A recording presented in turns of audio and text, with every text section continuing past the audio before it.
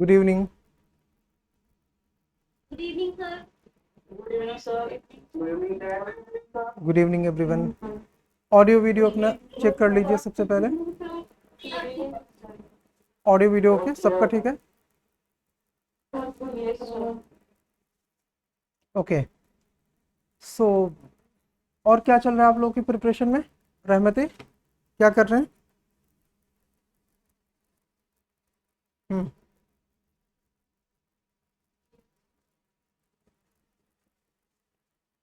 मैं फिलहाल कॉलेज की रिवीजन कर रही हूँ, उसके बाद एथिक्स। ओके। ये मेंस का टाइम होता है तो मोस्टली ज़्यादातर मोस्टली एथिक्स की फर्स्ट चैप्टर मैंने स्टार्ट नहीं किया। Okay fine. नॉर्मली ये मेंस का टाइम होता है तो इस समय मेंस की स्टडीज़ ही सबसे ज़्यादा प्रायोरिटी पे होती हैं, बट मेंस का तो सब कुछ है, GS 1 2 3 4। नॉर्मली हमें क्या करना चाहिए, ये बिगनिंग टाइम माना जाता है। थोड़ा आपको सरप्राइज होगा ये समझ के कि बिगनिंग टाइम कब से माना जाता है। तो जब यूपीएससी का प्री हो जाता है तो उसके बाद से उसे बिगनिंग टाइम माना जाता है। वाई? बिकॉज प्री के कुछ ही दिन पहले यूपीएससी का फाइनल रिजल्ट आया हुआ होता है। तो बिगिनिंग किस चीज़ से की जानी चाहिए, इसके लिए ये बातें थोड़ा सा हमको जल्दी से पता होना चाहिए कि जैसे मान लीजिए कि आपका जो एग्ज़ाम है वो 24 मई 2026 को है। ठीक। तो अगर हम ये क्वार्टर 3 मंथ के हिसाब से डिवाइड करें, 3 मंथ के हिसाब से, तो पूरे ईयर को हम 4 पार्ट्स में ऐसे डिवाइड कर सकते हैं। तो मान लेते हैं कि और ये लास्ट का 3 मंथ है, लास्ट 3 मंथ। ठीक है। तो जैसे मान लीजिए ये टाइम अभी आपका चल रहा है, तो लेट्स से कि इसमें आएंगे जून, इसमें आएंगे जुलाई, इसमें आएंगे अगस्त, देन सितंबर, अक्टूबर, नवंबर, देन दिसंबर, जनवरी, फेब। इतना टाइम मेंस के लिए होता है। ये टाइम किसके लिए होता है? मेंस के लिए। बट कैसे मेंस के लिए? तो ये डेडिकेटेड मेंस के लिए होता है। ये 6 मंथ आपका डेडिकेटेड मेंस के लिए होता है। इसको आप लोग ड्रॉ कर सकते हैं। ठीक है। डेडिकेटेड मेंस के लिए यानी कि पूर्णतया मेंस को समर्पित होता है ये। नाउ ये जो आपका टाइम होता है ये प्री कम मेंस के लिए होता है, प्री एंड मेंस। ठीक।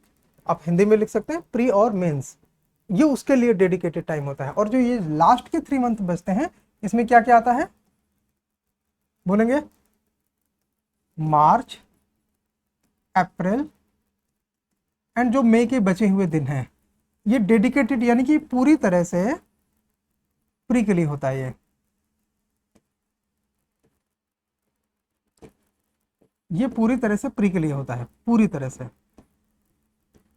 इस समय मेंस के लिए नहीं पढ़ते। तो ये पहले तुम्हारे दिमाग में स्ट्रक्चर क्लियर होना चाहिए। अब एक बात सबको समझ में आई कि मेंस का वेट ज्यादा क्यों है? क्यों ज्यादा है, कौन बताएगा? यूपीएससी में सर सर समीक्षा थी। समीक्षा। सर मैं इसका भी लिखूँ था, अगर प्री क्वालिफाई हो जाता है माना, मैं 3 नंबर डिसाइड। मेंस से ही नंबर डिसाइड होता है। ये बिल्कुल उसी तरह है कि तुम गेट में तो घुस सकते हो प्री के दम से, लेकिन गेट के अंदर तुमको मेहमान नवाजी की जाएगी या धक्का देके बाहर निकाल दिया जाएगा, ये मेन से डिसाइड करेगा। एम आई राइट? तो इसलिए मेंस इसका गेम चेंजर माना जाता है। और इसीलिए मेंस का जो आप इसमें टाइम देखेंगे तो 6 मंथ डेडिकेटेड यानी कि पूर्णतया मेंस के लिए होता है, और 3 महीने यानी कि दिसंबर, जनवरी, फरवरी प्री कम मेंस के लिए होता है। तो इस तरह से मेंस की तैयारी के कितने दिन होते हैं? 9 मंथ। यस, हाँ या ना? नाउ ये जो आपके पास फर्स्ट 6 मंथ हैं, कौन से 6 मंथ? जून, जुलाई, अगस्त, सितंबर, अक्टूबर, नवंबर। तो इसमें हमें वो एरियाज मेनली कवर करने चाहिए जिनका प्री में वेट कम है, मेंस में वेट ज्यादा है। क्यों? बिकॉज प्री तक आते आते अगर आप पहले हिस्ट्री, पॉलिटी, ज्योग्राफी, इकोनॉमी पढ़ोगे तो वो भूल जाएगा।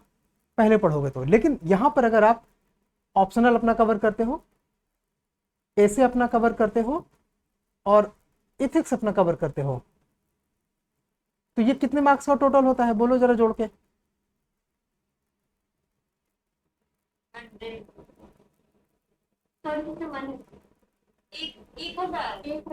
1000। और मेंस मेंस पूरा कितने का होता है?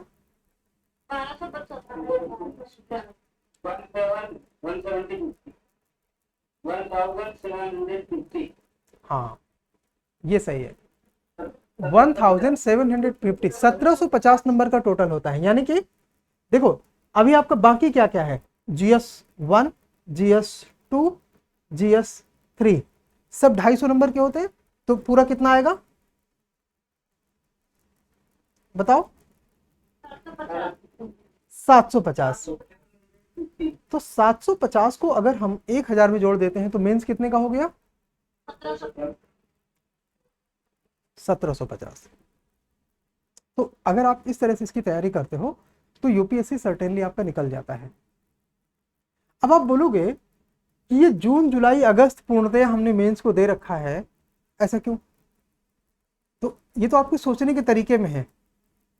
अगले साल जब आपका प्री निकल जाएगा तो आप जून जुलाई अगस्त आपके वो 3 महीने होंगे जो प्री और मेंस के बीच में पड़ते हैं, यस और नो? यानी कि अगर आप यहां से तैयारी शुरू करते हो तो ये 3 महीने आपको दोबारा फिर से मेंस के लिए मिलेंगे, वो रिवीजन का टाइम होता है। देखो आपको मुझे बताने की जरूरत नहीं है, आप में से कोई एक बच्चा भी नहीं है जिसका रूटीन, जिसका जो सब्जेक्ट मैटर है वो इस तरह से डिवाइडेड है, विभाजित है। यानी कि जिसका जो यूपीएससी का सिलेबस है, विषय हैं, वो इस तरह से विभाजित हो, ऐसा आप में से कोई नहीं है। कोई है जिसको ये लगता है कि मैं ऐसे पढ़ता हूं? अरे सर आप आसपास भी नहीं है मैडम, मैंने बना रखा है। मुझे पता है आपकी, मैंने कहा ना किसी का नहीं है। एक साल से अगर हम तैयारी कर रहे हैं और अगर हमने ऐसा प्रिपरेशन किया, अच्छी बात है, अगर है तो कोई उसमें आर्गूमेंट करने की आवश्यकता नहीं है। अगर आप ऐसा कर रहे हो तो ठीक है, ये अच्छा है, बिकॉज हम इसकी हमेशा से बात करते चले आ रहे हैं। बट पॉइंट ये है कि क्या मेंस में हमारी वैसी प्रिपरेशन हो रही है, या हम ये मान के चल रहे हैं कि मेंस का हमें दोबारा टाइम वैसा मिलेगा? मतलब मेरी बात समझिए आप, कि जब जून खत्म हो जाएगा, जून में 10 दिन खत्म हो गए क्या, 9 दिन, तो जब जून खत्म हो जाएगा तो क्या हमारा ऐसा कुछ भी होगा यूपीएससी में जो इस प्रकार से तैयार होगा कि अगर सिर्फ उतनी चीज का हमसे आंसर लिखाया जाए तो हम यूपीएससी स्टैंडर्ड का लिख लेंगे? कर पाएंगे? एक काम करो, एक लोग वॉलंटियर बन जाओ, और वॉलंटियर हम बना लेते हैं हंसा कुमारी को, बिकॉज वो ऐसा पढ़ रही हैं। हंसा कुमारी, इज दैट ओके? जोर से। Okay sir. हंसा कुमारी, जैसे जून में हम कुछ तो पढ़ रहे हैं ना 10 दिन में, अदर देन ऑप्शनल, ऑप्शनल की जिम्मेदारी तुम्हारी किसी की नहीं है। तुमको घर में 1 घंटे भी ऑप्शनल नहीं पढ़ना अपने पूरे लाइफ टाइम में, वो हमारा काम है। उसमें के 300 नंबर निचोड़ने तुम्हारा काम नहीं है, वो हमारा काम। सिर्फ तुमको हमारे हिसाब से आंसर राइटिंग करनी है बस, और कुछ नहीं। ठीक है, आप वो चिंता छोड़ दो। ऑप्शनल छोड़कर क्या आप ऐसा कुछ भी पढ़ रहे हैं जून में जो कि 30 जून तक आप ये कह सकेंगे कि मेरी तैयारी यूपीएससी स्टैंडर्ड की हो गई? मतलब जो लोग यूपीएससी मेन से लिखेंगे उसके बराबर हमारी तैयारी है। हंसा कुमारी, नहीं सर, मैंने टाइम टेबल बनाया है क्योंकि मेरा एक ईयर खराब हो गया, इस वजह से मैंने अब इसी, जैसे आपने अब टाइम टेबल बनाया ना, वो सब बनाया है अभी 1 महीने पहले। और मैंने अभी ऐसे की कोई क्लास नहीं दी क्योंकि मैं जब से मतलब ज्वाइन करी हूँ ना, मतलब। और कोई वॉलंटियर बनेगा? सर मैं पलक हूँ। पलक। हंसा कुमारी थोड़ा सा ठीक से सुनेंगे, आपने बिल्कुल वो नहीं सुना जो हमने आपसे पूछा, आपने वो बोला जो आपके दिमाग में था। ध्यान से सुनिए पलक। पलक, आप 10 दिन कुछ, 9 दिन कुछ पढ़ चुके हो, और आने वाले 20 दिनों में कुछ पढ़ोगे, जो भी तुम्हारा प्लान है। मैं कोई नहीं हूं आपको दबाव डालने वाला, हाँ आप मुझसे पूछोगे तो मैं बताऊंगा। इन 30 दिनों में, यानी कि 1 जून से लेके 30 जून तक, आप ऐसा कुछ भी पढ़ रहे हो क्या, या उस तरह से क्या आप पढ़ रहे हो क्या कि सिर्फ उस टॉपिक का पेपर आपको दे दिया जाए तो आप उस तरह से आंसर लिखोगे जैसे यूपीएससी आपसे लिखवाता है? सर पढ़ तो रहे पर उस लेवल का नहीं पढ़ रहे हैं, मतलब जिस लेवल का हम यूपीएससी का क्वेश्चन सोल्व कर सके। उसके आसपास पहुंच जाएंगे हाँ सर, उसके आसपास पहुंच जाएंगे जी, थोड़ा सा। रहने दो, 20% भी नहीं पहुंचोगे। आप में से जितने बच्चे हैं, एक भी बच्चा किसी एक प्रश्न का उत्तर ऐसे नहीं लिख सकता जैसे यूपीएससी की डिमांड है। आप किसी भ्रम में डाल रहे हो। अगर डाउट है, मेरी बात मानो पलक, तुम पूरे यूपीएससी की हिस्ट्री में जितने प्रश्न आए हैं, मैंने बोला ऑप्शनल छोड़कर, तुम कोई एक प्रश्न चुन लो, आज तक 50 साल के सभी यूपीएससी के पेपर में कोई एक प्रश्न अपनी पसंद का चुन लो, उत्तर लिख लो, उसे चेक करा लो किसी से, मुझसे नहीं किसी से, और देखो कितने नंबर आते हैं। बहुत सरल क्वेश्चन भी होगा ना, जैसे अगर ये भी क्वेश्चन होगा ना कि फाइनेंस कमीशन के क्या गुण दोष होते हैं, यानी कि क्या बोलते हैं हिंदी में फाइनेंस कमीशन को,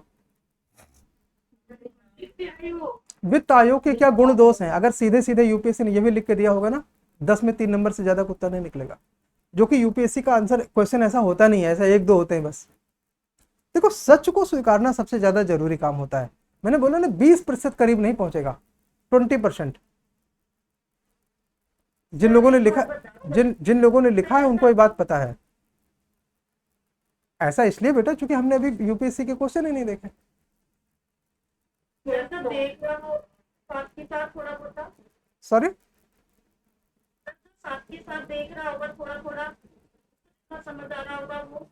बेटा मैंने बोला ना कि देखो, ट्रुथ वो होता है, तुम अपने हम तो बाद में आएंगे ना, पहले हमसे पहले तुम्हारी आंखें हैं, तो तुम जब उत्तर लिखोगे तो उसे तुम्हारी आंखें देखेंगे, और तुम खुद को नंबर दे लेना, पता चल जाएगा। सबसे अच्छा है ना, अब तुम कभी घर में जो भी तुम्हें लगता हो कि मैंने ये टॉपिक पढ़ा, इसका उत्तर मैं इस तरह से लिख लूंगी, सो राइट, बट वो क्वेश्चन यूपीएससी का होना चाहिए, यूपीएससी पेपर वो क्वेश्चन कहीं ना कहीं होना चाहिए। ठीक है सर। जब मैं ये बात कहता हूं कि मैं एक क्वेश्चन, जो एक क्वेश्चन लिख लेगा ना वो सारे क्वेश्चन लिख लेगा, सीधी बात समझिए। रटा रटाए की मैं बात नहीं कर रहा हूं, जिसको ये पता है कि how to write question, how to write answers, किसी क्वेश्चन का उत्तर कैसे लिखें, जिसको ये पता है वो किसी भी क्वेश्चन का आंसर लिखेगा। मैं ये नहीं करूंगा सब कुछ लिख लेगा, लेकिन फिर भी बहुत सारी चीजें लिख लेगा। तो देखो, ईमानदारी से, सच्चाई से चीजों को समझिए कि यूपीएससी के प्रश्न कैसे होते हैं। अन्यथा तुम सबके पास मोबाइल फोन है, अभी क्लास खत्म हो जाएगी, क्वेश्चन देख लेना, चाहे जब का देख लेना, मैं बोल रहा हूँ लास्ट 20-30 ईयर्स का कोई भी क्वेश्चन जो तुमको लगता हो ये तुम्हारा सबसे ज्यादा तैयार है। देखो, ये क्लास है और मैं ये नहीं चाहता कि आप डिस्करेज हो, इसलिए मैं आपसे पूछ नहीं रहा हूं कि आपका फेवरेट टॉपिक क्या है, या उसमें यूपीएससी इंटरव्यू में पूछा जाता है कि अच्छा बताइए आपका फेवरेट टॉपिक क्या था, पढ़ने में क्या सबसे ज़्यादा अच्छा लगा। आपने बोला मुझे सबसे अच्छा लगा मौलिक अधिकार, तो उन्होंने बोला कौन कौन से आर्टिकल याद हैं, तो आप बोलोगे मुझे आर्टिकल 14 याद है, राइट टू इक्वालिटी। फिर वो पूछेंगे इक्वालिटी क्या होती है, फंस गए। Yes sir.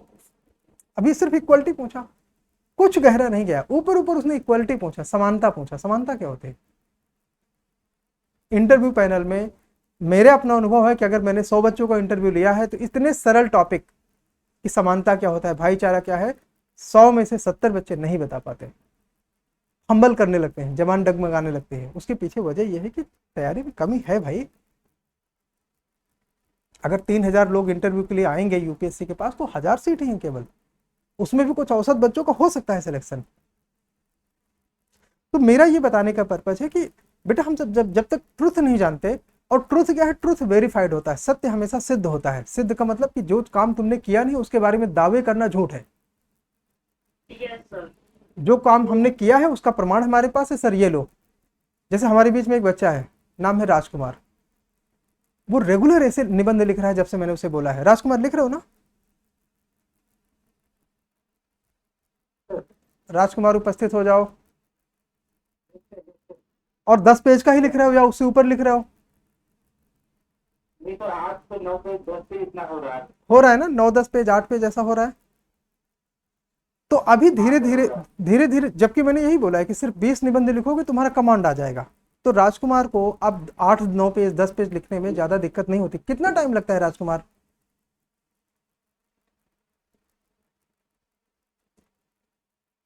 बेटा कितना टाइम लगता है राजकुमार एक निबंध लिखने में? 2 घंटे लगते हैं, जो कि घर में आप 2 घंटे में लिख रहे हो चलेगा। 2 घंटे, 2 घंटे 10 मिनट, 1 घंटे 40 मिनट, 50 मिनट, ये सब ओके है। तो ऐसा क्यों है?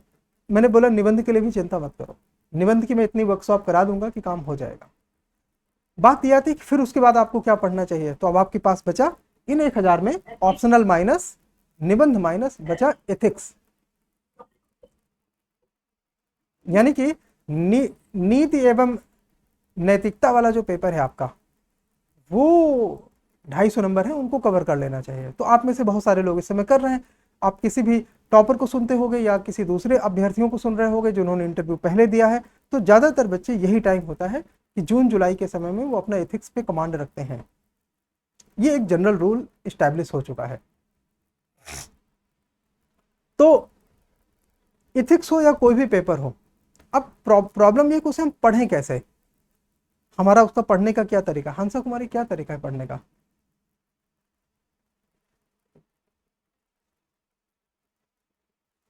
हंसा कुमारी क्या तरीका है पढ़ने का, बताइए। कैसे पढ़ें कोई भी विषय? सर मैंने तो 4 सब्जेक्ट ले रखा है, जैसे ऑप्शनल और हंसा कुमारी ध्यान से सुनिए, मैंने पूछा नीति एवं नैतिकता यानी कि एथिक्स यानी कि GS4 को पढ़ने का क्या तरीका है? सर मैंने बोला ना कि अभी मेरी क्लास स्टार्ट नहीं होगी। अच्छा कोई बात नहीं, कोई और जो खुशी खुशी। मैं तो पता क्या करती हूँ अच्छा रुको रुको रुको रुको, आकाश कैसे पढ़ना है बेटा? तो पहले उस टॉपिक को उसको कमांड करेंगे, उसके बाद उसके ऊपर एक आंसर राइटिंग लिखेंगे, उसके बाद उस टॉपिक को एक बार रिवाइज करके छोड़ देते। मैं इस तरीके से रखता हूँ। आपने टॉपिक पे अपना कमांड किया, पहले कमांड करते टॉपिक, एक आंसर राइटिंग, फिर उस टॉपिक से एक आंसर निकालेंगे। आंसर के लिए क्वेश्चन आपको कहाँ से मिलेगा? सर्च कर लेंगे गूगल पे, तो डायरेक्ट क्वेश्चन मिल जाते हैं। मतलब गूगल बेस कोई क्वेश्चन होगा, गूगल बेस कोई क्वेश्चन होगा और उस क्वेश्चन पे उस क्वेश्चन का आंसर हम अपने टॉपिक से लिख लेंगे। Yes okay. तो उसके बाद एक बार का उसको मैच करा के उसको रिवाइज कर लेंगे, तो जो हमारी छुट्टी होगी उसको पता चल जाएगा। ओके ओके, और कोई इसके अलावा और कोई तरीका किसी का? सर मैं तो पलक ऐसे पलक। करती हूँ, जैसे टॉपिक को पढ़ती हूँ, फिर 2 मिनट अपनी आंखें बंद करके रिवाइज करने की कोशिश करती हूँ। अगर कुछ भूल जाऊँ तो अगली बार अगले दिन जब रिवीजन करने बैठूंगी तब देखूंगी। पलक आपने कोई एग्जाम अभी दिया? नहीं सर। आकाश आपने कोई एग्जाम दिया? प्री का दिया, तो जो पढ़ के गए सब फंसा? सॉरी, ज्यादातर फंसा। कितने नंबर बन रहे हैं?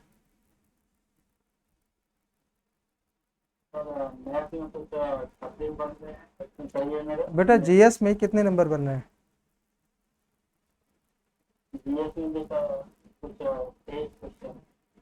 GS में 23 क्वेश्चन, 23 क्वेश्चन बन रहे हैं, मतलब 46 नंबर ना, 46 नंबर। बेटा वो कहानी से हमें क्या मतलब है, आपने क्या किया वो उससे मतलब नहीं, हमें प्री क्लियर। देखो इधर अपना इधर उधर की कहानी में बात नहीं होती, या तो हमारा क्लियर हो रहा है या तो नहीं हो रहा। और मैं तो क्लियर होने को भी बहुत अप्रिशिएट नहीं करता अगर आपके 120-30 नंबर नहीं है तो। तुम अपने दोस्तों से पूछना जिन्होंने 85-90 जोड़ रखे हैं, उनका किसी का सिलेक्शन नहीं होगा, जबकि कट ऑफ 80-82 ही जाएगा। ये UPSC है, इधर 2-4 क्वेश्चन 8 क्वेश्चन ऊपर नीचे कब हो जाए पता नहीं चलता। तो अगर आपके 80-90 नंबर बन रहे हैं, 80-90 नंबर बन रहे हैं, तो ये अच्छा स्कोर नहीं है, समझिए बात को। भले कट ऑफ यहाँ पे 85 जा रहा है तो भी ये स्कोर अच्छा नहीं है, बिकॉज ये छपेगा नहीं आपके मार्कशीट में। मार्कशीट में छपेगा किस, इतना जोड़ने वालों को कितने छपेंगे? 65 से 70 के बीच में। UPSC में इतना वेरिएशन होता है, किसी किसी का कभी कभी नहीं होता, बट GS में इतना होता है। और CSET में इसका उल्टा है, CSET में तुमने 65 जोड़ा तो तुम्हारे 75 आ सकते हैं, ऐसा है। 70 जोड़ा तो 80 आ सकते हैं, ये है। उसके पीछे कारण ये है कि CSET में जितने क्वेश्चन हटते हैं उसके नंबर सबको मिलते हैं। अगर UPSC ने 2 क्वेश्चन हटा लिए तो 5 नंबर सबको मिल जाएंगे, उसका ये कारण है। बट GS में ऐसा नहीं है, GS में जितने क्वेश्चन हटे उतने क्वेश्चन माइनस। जितने क्वेश्चन के आंसर यूपीएससी में अलग निकले वो क्वेश्चन के आंसर आप किसी कोचिंग या किसी इंस्टीट्यूट को उससे मिलाओगे तो वो बदल जाता है। इस वजह से जीएस में ऐसा नहीं होता। आकाश बेटा 3 स्टेटमेंट आपने बोले। आपने बोला कि जो आप पढ़ते हो लगभग वही फंसता है, बट आपके नंबर आते हैं 46। इसे कहते हैं कॉन्ट्राडिक्शन। कॉन्ट्राडिक्शन मतलब अंतर विरोध। मैं आपको दूसरी बात बताता हूं, जिस साल आपको 30-35 क्वेश्चन के सटीक उत्तर आ रहे होंगे ना 100 में, उस साल आप मेंस लिख रहे होगे। क्योंकि बाकी पे तुक्केबाजी, स्मार्ट गेस, वो सब जो तुम कॉमन सेंस वगैरह सब करते हो ना, उससे 10-20 क्वेश्चन ऊपर नीचे होता है, सबका होता है। ज्यादातर जो लोग मेंस लिख रहे हैं उनमें किसी को आप ये बोलते हो कि 50 क्वेश्चन के मुझे आंसर आते थे, ऐसा एक जितने सिलेक्टेड गैर सिलेक्टेड हैं इनमें किसी के साथ ये सत्य नहीं है कि मुझे 50 क्वेश्चन के आंसर आते थे। ऐसा नहीं होता, वो झूठ है। ज्यादातर लोगों को 35 से लेकर 45 के बीच में होते हैं। ज्यादा से ज्यादा लोगों को 35 से 45 तक आते हैं। बाकी सब में कोई एलिमिनेशन लगाता है, कोई स्मार्ट गेस करता है, कोई ये करता है। अन्यथा तुम ही अपना पेपर उठा के देख लो। यही सत्य है, यही सत्य है कि हमें नॉर्मली, जैसे जिनके भी 70-80 नंबर आ रहे हैं ना, इनको 20 क्वेश्चन ठीक ठीक यूपीएससी के पेपर में नहीं आते कि वो ये कह सके कि ये 20 क्वेश्चन है, इनमें एक भी क्वेश्चन मेरा गलत नहीं है। समझिए इस चीज को, ये हकीकत है। जिनको भी 35-40 क्वेश्चन के आंसर सही सही आ रहे हैं, देखो 35 आ रहे हैं ना, तो 70 ये पूरे पूरे होंगे। इसके बाद 35 के बाद 65 क्वेश्चन अभी बाकी हैं। इस 65 क्वेश्चन में स्मार्ट गेस, तुक्का, कॉमन सेंस सारा गेम करोगे तो कुछ तो मिलेगा ना, जीरो तो नहीं होता वो। मान लो कि 65 क्वेश्चन में तुमने 50 करे और 30 नंबर मिल गए, तो ये भी 70-30-100 हो जाएगा। और यही होता है यूपीएससी में, यही होता है। समझ आया ना कि अगर 30 नंबर मिल गए, यानी कि 15 क्वेश्चन और सही होगा ये आपके 65 में, माइनस मार्किंग एडजस्ट करने के बाद, तो ये 70 नंबर 100 हो जाएगा सीधे। समझ आया ना? तो ये ट्रुथ है। तो बेटा पैराडॉक्स नहीं। आप में से और कोई जिसने एग्जाम दिया हो जो थोड़ा ईमानदारी से हमसे बात कर सके? हाँ, देखो ईमानदारी से मेरा कहने का मतलब है कि आप जानबूझ के झूठ बोल रहे हो, मैंने ये नहीं बोला। ईमानदारी से कहने का मतलब जिसने अपने ऊपर काम किया हो कि मुझे रियलिटी पता है कि मुझे इतने क्वेश्चन आते थे, मेरे पढ़े हुए इतने क्वेश्चन आए, बाकी क्वेश्चन में मैं हवाबाजी कर रहा था। और किसी ने एग्जाम दिया?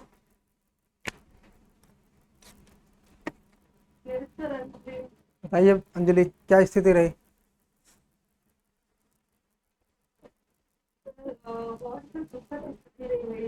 हम्म। गलत डायरेक्शन पे काफी चीजें पढ़ ली जो कि मुझे लगा कि इंटरेस्ट फंसेगा, बट उतना नहीं फंसा। मोड में से मुझे ऐसे थे कि 10 से मतलब 20 क्वेश्चन ऐसे थे, 10 लड़के जो मुझे आ रहे थे, बाकी 10 में ऐसा लगा कि मुझे कुछ कुछ सुना सा है, जिसमें मैंने करा, बट वो भी थोड़े गलत हुए, जैसे कि इसको रहा कि 3-4 गलत हुए, बाकी सही हुए। और फिर बाकी तो फिर मैंने एलिमिनेशन वगैरह करा तो उसमें ज़्यादा गलत हो गए, तो ऐसा मेरा कट ऑफ पेपर नहीं क्लियर हुआ। तो भी 50-60 नंबर बन रहे होंगे। हाँ सर, बन तो रहे, बट सर मैंने गलत ज़्यादा कर दी, जिसमें 1/3 अगर होगा तो वो नहीं जाएगा सर। और सी सेट में भी सर कॉम्प्रिहेंशन में जो मैंने प्रैक्टिस करी थी सर, उसमें भी सर मैंने जो लगाया था सर उसमें आ जाता है। डिस्पाइट मैं एक चीज़ बताऊं कि मैं अंजलि को जानता हूं, कम से कम पिछले 2 साल से जानता हूं, और ये लड़की 7-8 घंटे 10 घंटे पढ़ती है, लापरवाह बिल्कुल नहीं है। और उसने वो सारी चीज़ें की हैं जो उसको इंस्ट्रक्शन में कहा गया करने के लिए। किसी भी टीचर ने, एटलीस्ट मैं अपना तो जानता हूं, जितना कहा गया उतना उसने किया है। ये मिसमैच क्यों है? ये मिसमैच किस चीज में है कि हम पढ़ कुछ और रहे हैं और एग्जाम में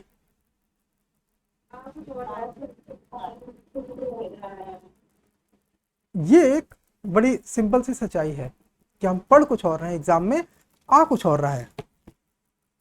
तो प्री हमने दिया, प्री नहीं हुआ, अगले साल करेंगे। अगर आपने प्री निकाल लिया, मेंस हमने दिया और मेंस में हम जाएंगे, तो वहां तो तुक्केबाजी का भी स्कोप नहीं है भाई। प्री में तो ऐसा था कि हमने जय सिया राम टिक कर दिया। एग्जाम हॉल में बैठने के बाद हम ना तो सेल्फ टॉक कर पाते हैं, ना हम पानी पी पाते हैं, हमें लगता है टाइम बस जा रहा है, हमारे क्वेश्चन छूट रहे हैं।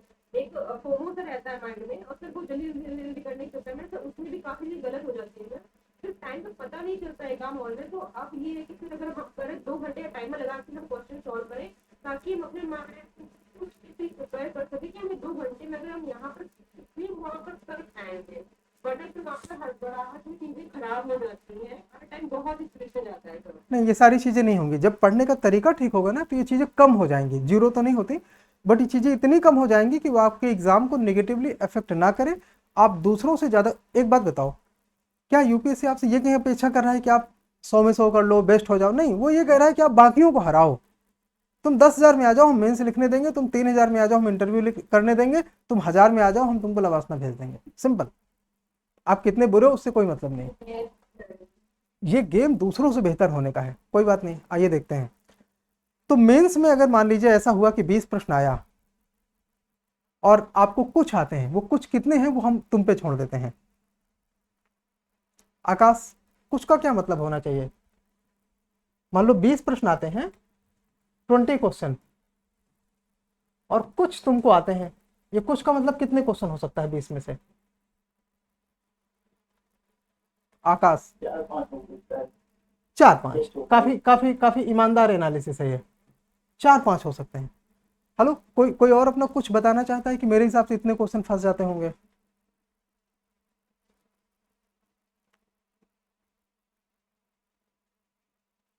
एनीवन? हेलो, ट्राई करो। 3 से 4 किसी को लग रहे हैं।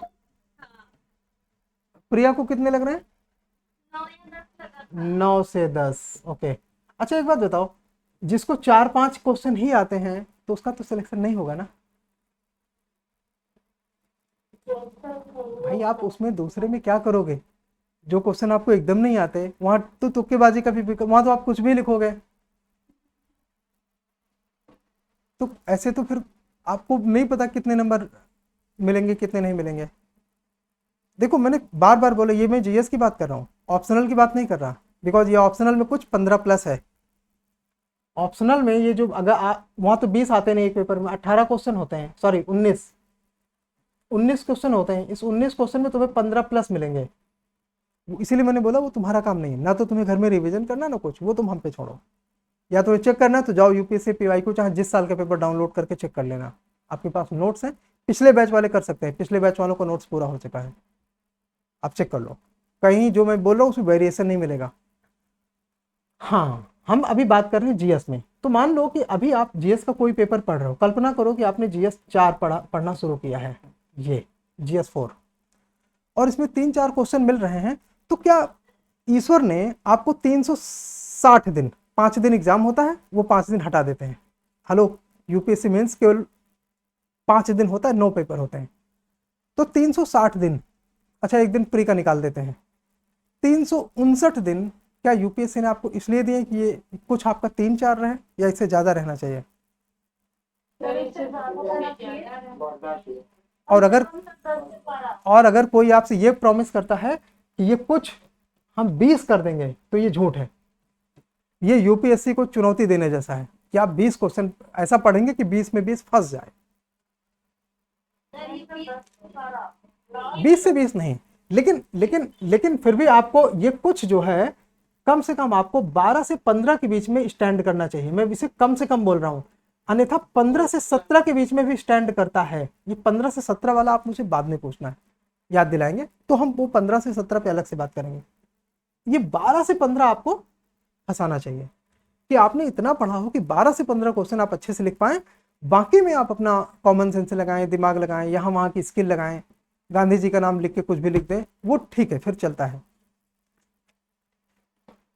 लेकिन अभी की हकीकत ये आप लोगों का ये वाला है ना, ये दोनों, ये प्रिया तो अभी हवा में, इसको तो बाय बाय भी बोलते हैं। हाँ, अभी की हकीकत ये है।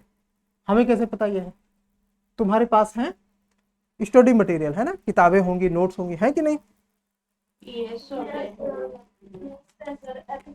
जिससे भी तुम पढ़ रहे हो, यहां मत बताना कि तुम कहां से पढ़ रहे हो, ठीक है? जब तक मैं पूछूं ना, कोई नहीं बताएगा। कि हम कहाँ से पढ़ रहे हैं। तुम जहां से पढ़ रहे हो, यूपीएससी की पीवाईक्यू उठाओ, 2-3 साल, 4 साल, 5 साल, 10 साल, 10 साल तो ठीक हो जाता है, जितना तुम्हारा मन है, और चेक करो कितने क्वेश्चन के उत्तर निकल रहे हैं। कुछ बच्चों ने काम किया है, आइए सुनते हैं। अंजलि रात्रे,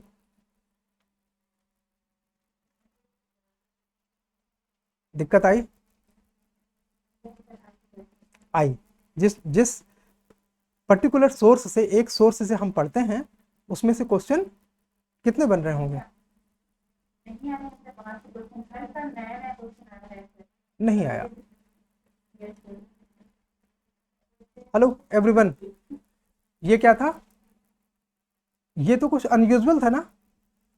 यस सर। अब तो एक काम तुम सबको करना है, नोट्स कैसे बनाएं उस पर तो हम अभी चर्चा करने वाले हैं। एक काम तुम सबको करना है, ये पहले ये वाले जितने आइडियाज है ना, इनको ना पंख लगा के उड़ा दो, ये नहीं चाहिए।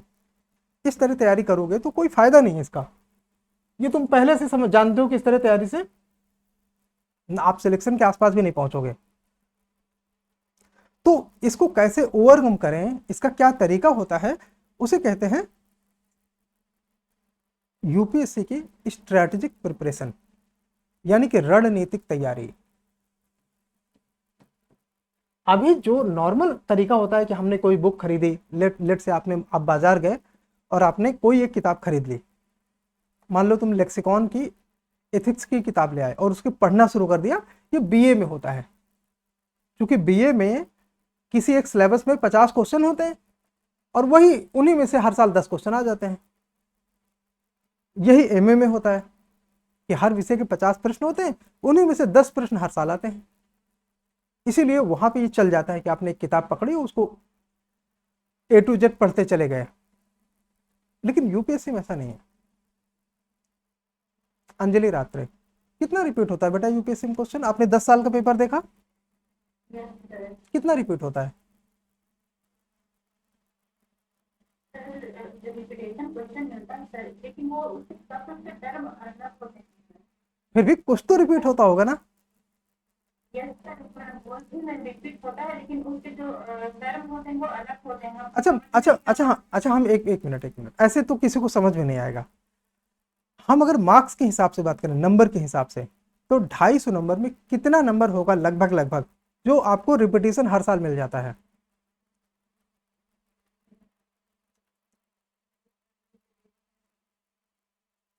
चलिए ये क्वेश्चन का आंसर अंजलि से लेते हैं। अंजलि यादव, बेटा कितना रिपीट होता होगा? सर रिपीट पे सर हम 30% भी देख सकते हैं सर, क्योंकि सर जो रिपीट पे हम देखते हैं सर, उससे कीवर्ड होते हैं सर, जो कि जैसे सर अभी देखा कि सर 2023 का जो पेपर है उसमें सर टिप्पणी पूछा है सर, तो सर वो डेफिनेशन फॉर्म में पूछा है, तो सर वो कीवर्ड हमें अलग से सर्च करना होगा। तो अगर आप पेपर नहीं देख रहे हैं तो फिर हम नहीं जान पाएंगे कि हमने पढ़ा भी है या फिर आएगा भी। क्या हम ये माने, तो सर हम आप 30% आप मानेंगे। आप मेरी बात गलत सही साबित करो, हम ये माने कि 250 में 50 नंबर का रिपीट होता है हर साल? हर हर साल तो नहीं होता, नहीं सर, हर साल नहीं होता सर, मतलब 2 साल 10 साल में होता है। हाँ यस सर, ऐसे गैप पे होता है। 10 साल के पेपर में 50-60 नंबर, 70 नंबर का रिपीट आपको मिल सकता है। ये क्यों हम आपसे डिस्कस कर रहे हैं? सब लोग ध्यान से सुनो मेरी बात। इसका मतलब ये कि कम से कम पिछले 10 सालों के पेपर देखने चाहिए। इसलिए नहीं कि हमें 50-60 नंबर का फंसाना है, ये हमको नहीं करना। हम इधर आईएएस बनने वाले हैं, तो हमको ये थॉट नहीं रखना है कि हमको 50-60 नंबर का फंसाने के लिए 10 साल का पेपर देखना चाहिए। नहीं, हमें ये तो पता चले कि यूपीएससी का सिलेबस असल में क्या है। एक तो सिलेबस वो है जो यूपीएससी ने हमको लिख के दिया, एक तो सिलेबस वो है जो हमको यूपीएससी ने लिख के दिया। ठीक है, ये सिलेबस यूपीएससी के नोटिफिकेशन में होता है, और दूसरा हमको कहां से मिलता है? पीवाईक्यू से। और जब हम पीवाईक्यू से सिलेबस को एनालाइज करते हैं तो हमको ये पता चलता है कि अच्छा, ये क्वेश्चन अगर हम केवल बुक पढ़ते रहेंगे सिंपल तरीके से तो शायद हमको ना मिले। आपको टॉपिक मिल जाएंगे, टॉपिक में हम डिनाई नहीं करते कि टॉपिक नहीं मिलेंगे, लेकिन क्वेश्चन का आंसर नहीं निकल रहा होगा। क्या ये दिक्कत आप लोगों ने फेस किया? हाँ, yes, कि जो हमने पढ़ा उससे आंसर नहीं फेच हो रहा। तो क्या हम इस चीज को रिपेयर करने के लिए, रिपेयर समझते हो ना आप लोग वर्ड, रिपेयर जैसे साइकिल रिपेयर कराना उसी टाइप से, तो इस समस्या का सुधार करना, रिपेयर करने के लिए क्या हमारे पास 360 दिन या 350 दिन का समय है पहले से? नहीं नहीं, है क्यों नहीं भाई, पूरा साल इसीलिए होता है कि आप पढ़ाई करो। अच्छा, ये कहना है कि मतलब 330-40 दिन बचते हैं। चलो ठीक, मान लो ये कहें कि ये इस समस्या का निराकरण करने के लिए हमारे पास 330 दिन तो है ना, तो उन 330 दिनों में हमको क्या करना चाहिए, ये हम मुस्कान से सुनते हैं। बताइए मुस्कान, कैसे मतलब इस चीज को ओवरकम किया जा सकता है?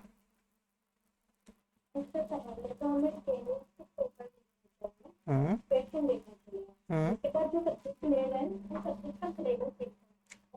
एक बात इन्होंने कहा कि हमें 10 इयर्स के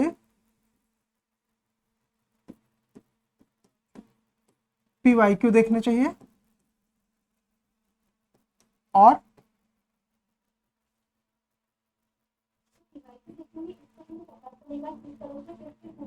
हम्म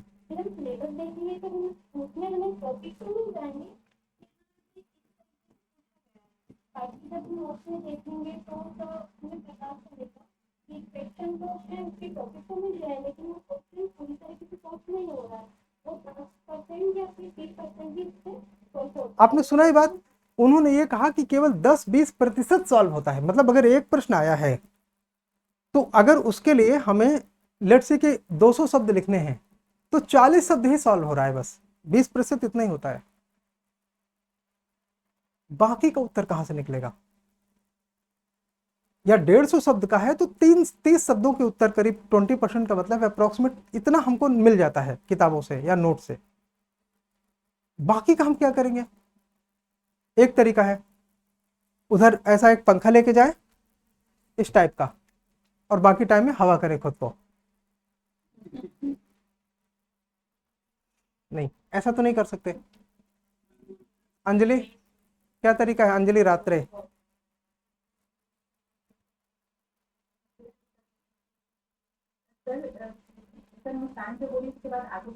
हम्म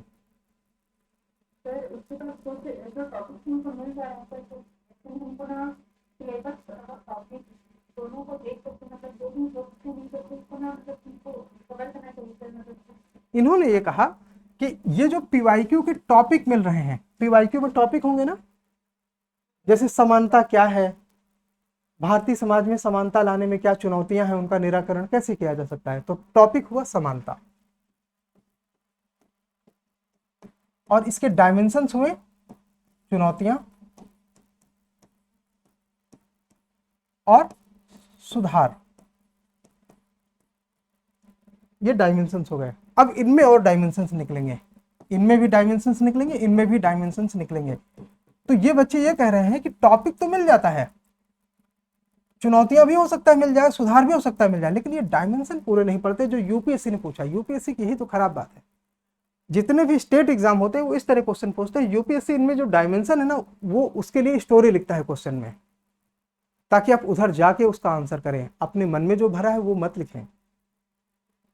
क्वेश्चन की डिमांड को समझते हुए उसके अनुसार उत्तर लेखन करें, ऐसी यूपीएससी की मंशा होती है, उसकी ये इच्छा होती है। तो ये कह रहे हैं कि इस तरह से टॉपिक आइडेंटिफाई करें, टॉपिक और PYQ बेस्ड पर, और सिलेबस को देखें, देन फिर क्या करें? अरे रुक जाओ, हाँ, यस यस यस, अगर हमने PYQ और सिलेबस दोनों को बेस बना के नोट्स बना लिया तो एग्जामिनेशन हॉल में एक बात होगी कि जो क्वेश्चन हमारे रडार में आया ना, वो तो हमने नोट्स बना रखा था, उसको तो हम उस तरह लिख सकते हैं, यस और नो? उसको तो हम उस तरह लिख सकते हैं ना। नाउ नोट्स में अगर मान लो कि आपने किसी टॉपिक में बड़े बड़े पैराग्राफ में लेट से 500 शब्दों को नोट्स बनाया है, तो भी उधर आपको दिक्कत होनी है। इसीलिए नोट्स में कि नोट्स कैसे बनाएं, ये एक इम्पॉर्टेंट पार्ट हो जाता है जिसकी चर्चा हमें आज करनी है। लेकिन बात पूरी नहीं हुई। नोट्स कैसे बनाएं से पहले एक जो चुनौती आपके सामने है वो ये है कि हम टॉपिक्स को किस तरह से आइडेंटिफाई करें, यानी कि पहचानें कि एग्जामिनेशन हॉल में घुसने के बाद हमें ये 3-4 क्वेश्चन आने वाले फेनोमेना की चुनौती से बाहर निकलना होगा। मेंस की मैं बात कर रहा हूँ, मेंस में 20 प्रश्न होते हैं, जीएस के किसी भी पेपर में, ऑप्शनल में 19 होते हैं। तो उन 19-20 प्रश्नों में कम से कम हमें 14-15 प्रश्नों या 18 प्रश्नों के उत्तर आते हों। इसके लिए आवश्यक है कि हम अपनी तैयारी की जो पद्धति है, प्रणाली है, मेथड है, प्रिपरेशन का, तैयारी का जो हमारा तरीका है, हम उसको थोड़ा सा चेंज करें और एग्जाम के अकॉर्डिंग अपने आप को सेव करें, लेके जाएं। तो इसके लिए कुछ स्टूडेंट्स ने ये टास्क किया। खुशी ने किया क्या?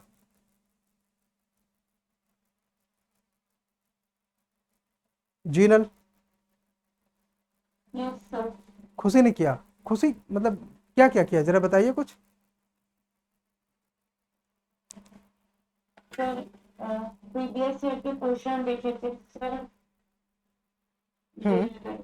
जो टॉपिक को एनालाइज किया था उसमें से मतलब पूरा क्वेश्चन तो नहीं मिल रहा था, पर लेकिन एक पर्टिकुलर उसमें सिचुएशन रखती थी और उसको उसमें टॉपिक दिया हुआ था उस सिचुएशन को सॉल्व करने के लिए। देन सर तो कुछ बच्चे क्या कर रहे हैं, वो और अंडरस्टैंडिंग डेवलप करने के लिए हम सबसे पूछ लेते हैं। तो बाकी जितने भी स्टूडेंट हैं जो अभी ये नहीं कर रहे हैं, उनको एक करना होगा। अगर आप ये चाहते हो कि 1 ईयर की प्रिपरेशन में आप सेफली, स्ट्रगल करते हुए नहीं, सेफली अपना एग्जाम क्वालिफाई करो, तो ये आपको करना होगा। सर मैं एक चीज और बताना चाहती हूँ। जैसे सर मैंने क्वेश्चन पढ़ा था तो सर मैंने क्वेश्चन डायरेक्टली नहीं पढ़ा, उसको डिवाइड किया था पार्ट्स में। तब वो ऐसा लगा, फील हुआ कि मैंने कंटेंट पढ़ के लगा कि वो मैं लिख सकती हूँ, ये भी फील किया था। गुड, मतलब समझ आ रहा था वो क्वेश्चन जितने भी सॉल्व करे। Very good. और सारे क्वेश्चन के आंसर एक किताब या नोट्स में मिल रहे हैं? हाँ सर मिल रहे थे। गुड। अगर एक जगह मिल जाए तो ये बहुत अच्छा है, 2 जगह मिल जाए तो भी कोई बुराई नहीं है, 3 जगह मिल जाए तो भी कोई बुराई नहीं है, लेकिन एक जगह मिल जाए तो बहुत अच्छा है। अब जरा समझने की कोशिश करते हैं कि वो एग्जैक्टली टास्क को किया कैसे गया। मुस्कान, आप जरा एक्सप्लेन करेंगे?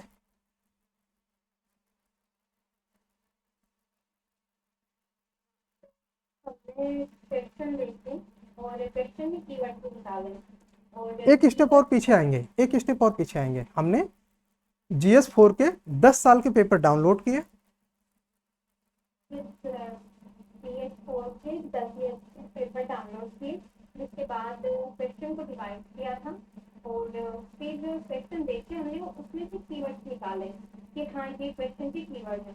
उसके बाद हमने वो ढूंढा। ये क्वेश्चन के कीवर्ड कहाँ मिले?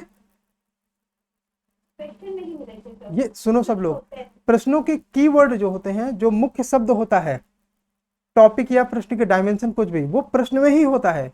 इन लोगों ने प्रश्न से ही निकाले। हाँ, फिर उसके बाद वो हमने यूनिट में देखा कि ये कौन सी यूनिट से पूछा जा रहा है, क्योंकि हमें कीवर्ड मिले हैं इसलिए हमें यूनिट पता चल जाती है।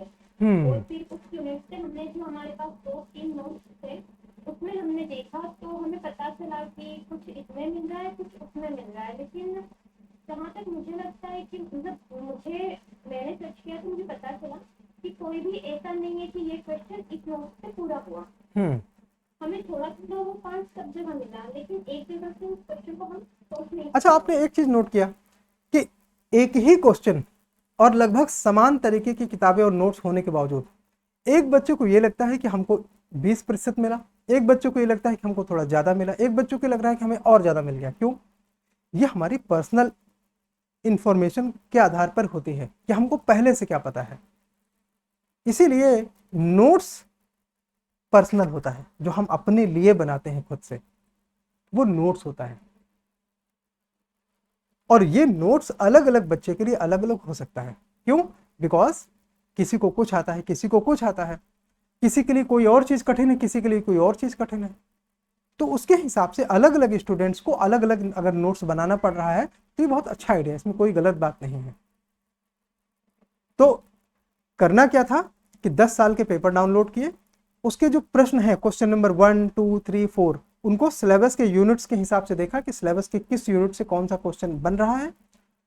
अपनी स्टडी मटेरियल यानी कि अपनी किताब या नोट्स में गए, वहां से देखा कि इसमें से हमारे प्रश्न का उत्तर हो रहा है कि नहीं, यही किया।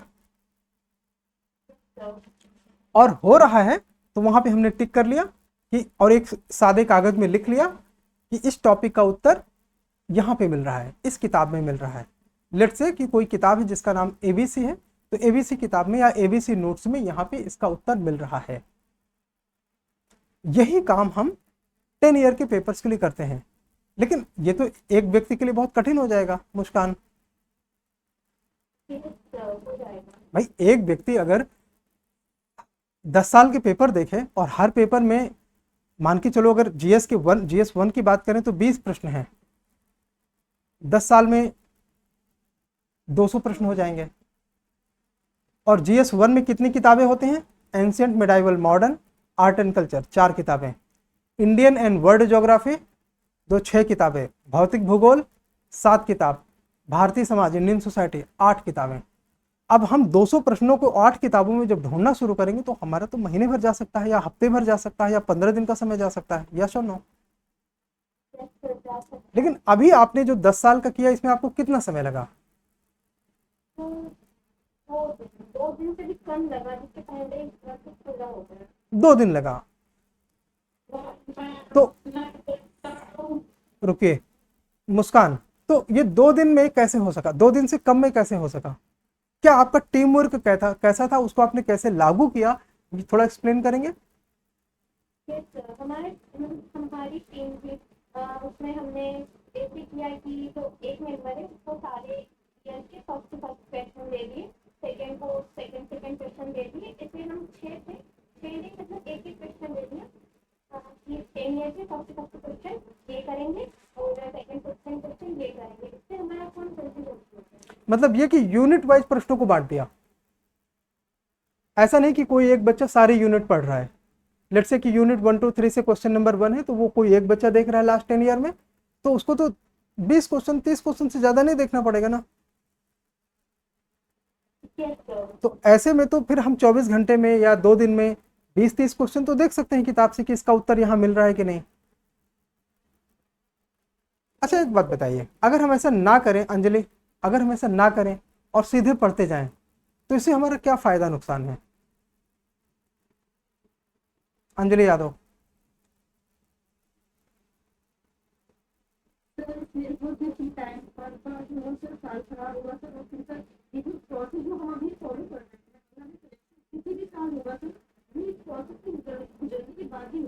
यस, ये समझ लो कि तुम चाहे अभी मेंस लिखो, चाहे एक मेंस लिख के करो, आपको ये करना ही पड़ेगा। अन्यथा आप मेंस में जब सर पकड़ के बैठोगे ना कि हमें तो 5 प्रश्न भी नहीं आते, तो अगले साल यही लगेगा हम तो पिछले 20 साल या 10 साल या 5 साल या कुछ भी 8 साल इतने प्रश्नों पर ये होमवर्क कर लेंगे ताकि हमें एग्जामिनेशन में कोई चुनौती इस तरह की सामना ना करना पड़े। और इस तरह से हम अपना पर्सनलाइज्ड नोट्स बना सकते हैं। आप लोगों ने एक चीज सुना होगा, जितने टॉपर्स को आपने सुना होगा, कभी किसी ने ये नहीं कहा होगा हमने किसी और को नोट्स पढ़े। सब यही बोलते होंगे कि हमने अपना एक प्रिसाइज यानी कि छोटा नोट्स बना लिया था। यस, वो पर्सनलाइज्ड छोटा सा नोट्स इसी आधार पर बनता है कि जिसको जो नहीं आता वो उसी के आधार पर नोट्स बनाता है। और जब हमारा अपना एक नोट्स तैयार हो जाता है किसी उसका पेपर का, तो हमें ये पता होता है कि इस तरह यूपीएससी ने क्वेश्चन पूछे, इस तरह से हमारा सिलेबस कवर हुआ और हमको इतने छोटे से थोड़े थोड़े पॉइंट हमको याद रखने हैं बस। जब आप उसको रिवाइज करते हैं 1 या 2 बार 3 बार, तो वो अपने आप छोटा होता चला जाता है। क्योंकि अपने नोट्स को रिवीजन के टाइम में क्रिस्प नोट्स 20-25 पेज वाला नोट्स पूरे पेपर के लिए वो बनाया जा सकता है। वो बनाया जा सकता है। जैसे मैं आपको एक बहुत विद्वान छात्र की कहानी सुनाता हूँ। वो दिल्ली आया, उसने एक कोचिंग में एडमिशन लिया, लक्ष्मीकांत खरीदी और जी तोड़ मेहनत करने के लिए 10-10 12-12 घंटे पढ़ना लगा और उसने लक्ष्मीकांत का एक नोट्स बनाया 400 पेज का, और ये पार्ट 1 था। फिर वो दूसरे पार्ट 400 पेज का एक करीब और बनाने वाला था, तब उसको एक सीनियर मिले और उन्होंने उसको खूब डांट लगाई कि तुम लक्ष्मीकांत का दूसरी लक्ष्मीकांत लिखने वाले हो क्या।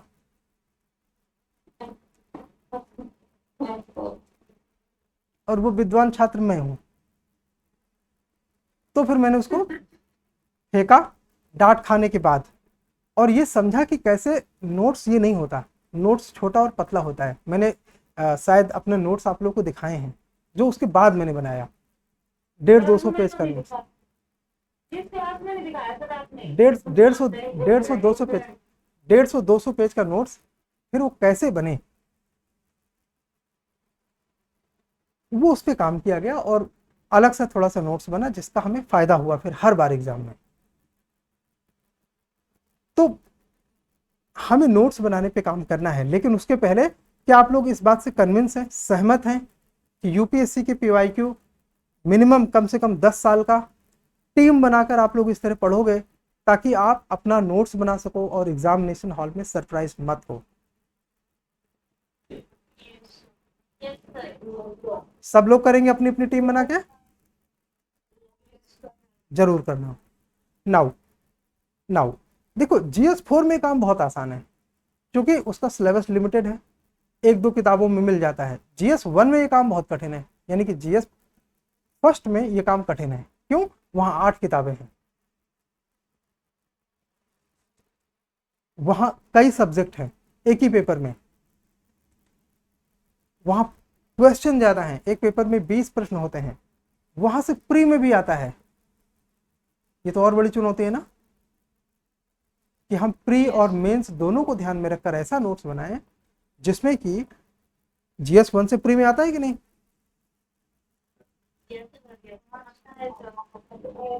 अरे कम से कम 20 से 25 नंबर का आता है, हिस्ट्री ज्योग्राफी सोसाइटी मिलाकर। तो प्री में 20 से 25 क्वेश्चन, मेंस में 20 प्रश्न, और लास्ट 10 ईयर की जब देखने जाओगे तो प्रश्नों की संख्या 400 से 500 हो सकते हैं, प्री और मेंस दोनों मिलाकर। फिर उसमें डायमेंशंस आइडेंटिफाई करना, टॉपिक आइडेंटिफाई करना और लिखना किसी एक बच्चे के लिए मंगल में खेती करने जैसा है ना। लेकिन अगर आप 4-5 लोग, 6 लोग, 8 लोग मिलकर ये काम करते हो तो ये धरती में खेती करने जैसा होगा, जो कि एक अच्छा आइडिया है ना।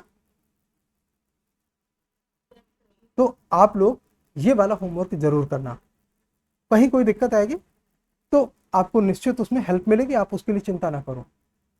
नाउ अब इसका नोट्स कैसे बनाएं, तो क्या क्या तुमको पहले से पता है नोट्स बनाने के मामले में, जरा हम ये पहले जान लेते हैं, शायद उसी से काम चल जाए। प्रिया बेटा, नोट्स कैसे बनाएं, क्या करते हैं नोट्स बनाने में, बताइए। पहले सर हम पीवाईक्यू देखते हैं, सॉल्व करते हैं या एमसीक्यू जो टॉपिक पढ़ते हैं उस पर, और उसके बाद जो हमारे गलत होते हैं उसका हम नोट्स बनाते हैं, जो हमें मालूम होता है। नहीं नहीं, ये तो ये प्री का पॉइंटर होता है बेटा, ये नोट्स नहीं है। हंसा कुमारी नोट्स कैसे बना रहे हैं, उसके बाद आकाश।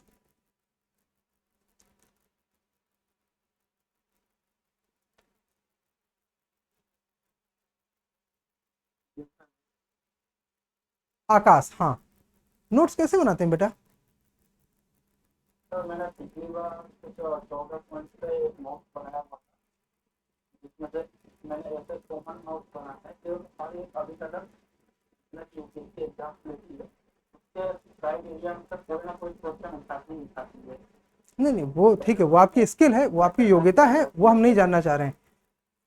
तुम्हारा नोट्स मंगाएं क्या अभी, कोई भी सब सब्जेक्ट का, अदर देन ऑप्शनल, ऑप्शनल छोड़कर कोई नोट्स मंगाएं तुम्हारा, तो पता चल जाएगा तुम नोट्स कैसे बनाते हो। ये मैं पूछ रहा हूँ, नोट्स आप जो कॉपी पे बनाते हो, जैसे मैं कैसे बनाता हूँ, ये तुम्हारे सामने है, दिख रहा है, ठीक है ना। तो लेकिन ये जो बना है ये कैसे बना है, उसके पीछे का क्या थॉट था बनाने के पहले, वो हम थॉट आपका जानना चाहते हैं। कोई बताना चाहता है नोट्स कैसे बनाए, या हम आप लोग जिसको पता हो, नहीं पता तो कोई बात नहीं, हम शुरू से बिल्कुल बेसिक से शुरू करेंगे। लेकिन किसी को आइडिया है कि नोट्स कैसे बनाते हैं, या सिंपली नहीं पता बस? जैसे कि नॉर्मल एक नदियों के ऊपर बनाया था, तो मेरा 2 पेज में कंप्लीट हो गया था। नहीं, वो हम नदी नहीं पूछ रहे बेटा, सब्जेक्ट पूरा।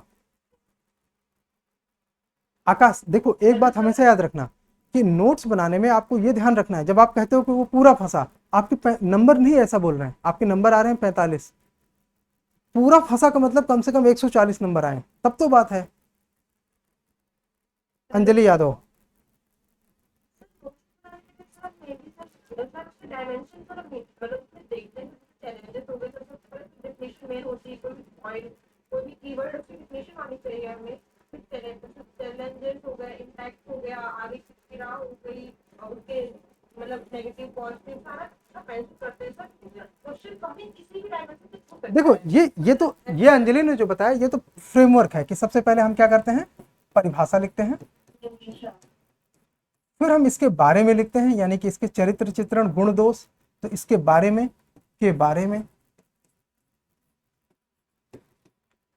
जो भी लिखते हैं ऐसे लिखते चले जाते हैं। आप लोग अपने अपने नोट्स देखना। एक बात बताओ, क्या तुम्हारे नोट्स में बड़े बड़े पैराग्राफ हैं?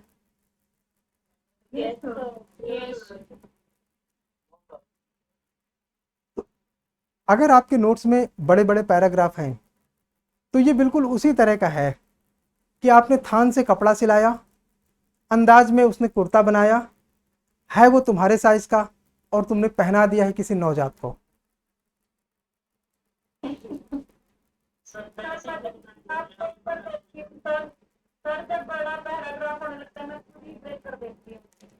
ठीक है, तो मतलब पलक के नोट्स में पैराग्राफ बड़े बड़े नहीं हैं, वो बताना चाह रही है ना।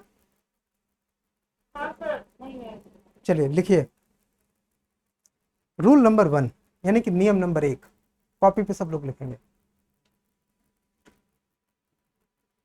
अच्छा एक बात पहले समझ लीजिए, जब मैं ये नियम लिखाता हूं इसका मतलब ये नहीं कि अंतिम है, नहीं। कई बार ऐसी चीजें होती हैं कि उसके लिए थोड़ा सा बड़ा पैराग्राफ लिखना ही पड़ता है, बट वैसा कभी कभार होता है, हमेशा नहीं। नॉर्मली जब कोई कानून की व्याख्या करनी हो तो वैसा हो सकता है, नोट्स में मैं बात कर रहा हूं, या किसी फिजिक्स केमिस्ट्री की रासायनिक अभिक्रिया या फिजिक्स का कोई डेरिवेशन ऐसा होता है जिसके बारे में व्याख्या करने के लिए आपको बड़ा पैराग्राफ लिखना पड़ता है, अन्यथा ऐसा नहीं होना चाहिए। लिखिए, मेरे नोट्स में 24 शब्दों का कोई भी पैराग्राफ नहीं होगा।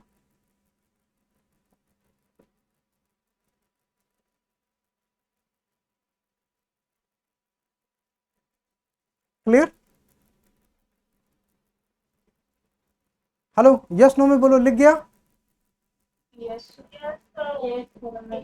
मतलब ये कि मेरे नोट्स में 24 शब्दों का कोई पैराग्राफ नहीं होगा, और जिनको ना पता हो उनको मैं बता दूं, का, की, के, है, से, पर, ये सब एक शब्द होते हैं। ठीक है, तो आपके नोट्स में कोई भी पैराग्राफ इतना बड़ा नहीं होना चाहिए कि उसमें 24 शब्द हों। ठीक है, अब तुम लोग घर में ये चेक करना कि तुम्हारे नोट्स में 24 शब्दों वाले कितने पैराग्राफ होंगे। मैं बताऊं, ज्यादातर पैराग्राफ 24 शब्दों से ज्यादा के हैं। Even even even even even point भी 24 शब्दों से ज्यादा बड़े बड़े पॉइंट हैं, पैराग्राफ तो छोड़ो। रूल नंबर 2, मेरे किसी भी पॉइंट में, मेरे किसी भी, अभी पैराग्राफ मैंने नहीं बोला, ध्यान से सुनना, मेरे किसी भी पॉइंट में 20 शब्द से ज्यादा नहीं होंगे। ये पक्का अपना दिमाग में रूल डालो। अच्छा मैं इनको रूल क्यों करके बोल रहा हूं, बिकॉज जैसा तुम नोट्स बनाओगे ना वैसे तुम्हारी आंसर की कॉपी यूपीएससी के पास पहुंचेगी। ये बहुत रिलेटेड है, रिलेटेड का मतलब तुम चाहो ना चाहो तुम करते वही हो। जैसा तुम्हारा नोट्स वैसा तुम्हारा आंसर राइटिंग होता है। 19-20 होता है, जैसे मान लीजिए तुम्हारे नोट्स में 40 शब्दों का पैराग्राफ है तो यूपीएससी के आंसर में तुम्हारे 28-30 शब्दों के पैराग्राफ जाते हैं, और वो अच्छा नहीं है। ये सबको समझ में आया? 2 बातें समझ में आई। तीसरा लिखिए, मेरे किसी, बेटा सेकंड पॉइंट में हमने कहा कि किसी भी पॉइंट में 20 शब्द से ज्यादा नहीं होगा। जैसे मान लीजिए ऐसे आप पॉइंट लिखते हो ना इस तरह से, तो इसमें 20 शब्द से ज्यादा नहीं होगा। Okay sir. रूल नंबर 3, मेरे किसी भी वाक्य में 10 शब्द से अधिक नहीं होंगे। मेरे किसी भी वाक्य में 10 शब्दों से अधिक नहीं होंगे।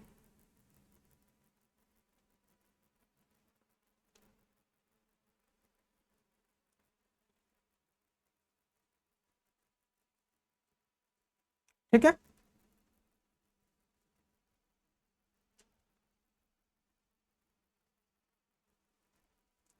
ओके। रूल नंबर 4, किसी भी सिद्धांत की व्याख्या करने के लिए या उसके बारे में लिखने के लिए, उसके बारे में लिखने के लिए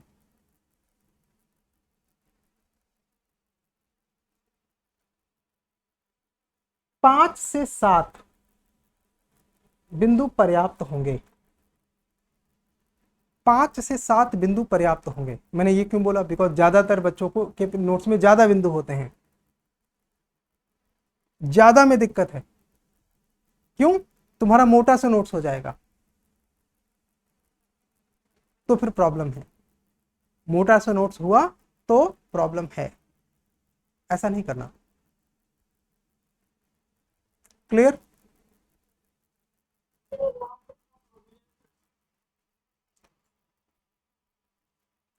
मेरे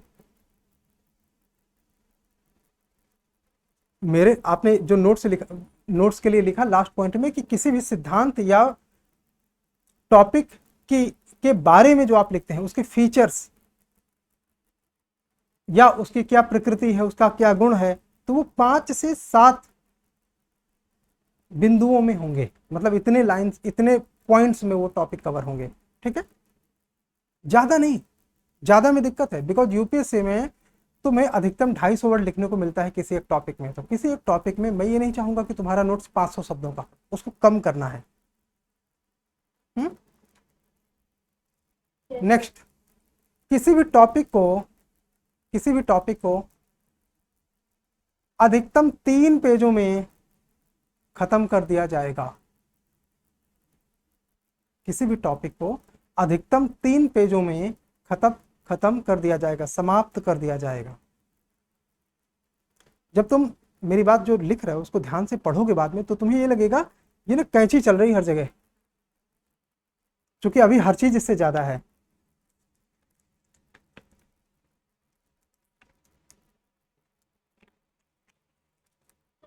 एक पेज में हमेशा हम कंफ्यूज रहते हैं, एक साइड का कि 2 साइड का। बेटा ये सिर्फ तुम्हारा अकेले का कंफ्यूजन है, और किसी को ऐसा कंफ्यूजन है?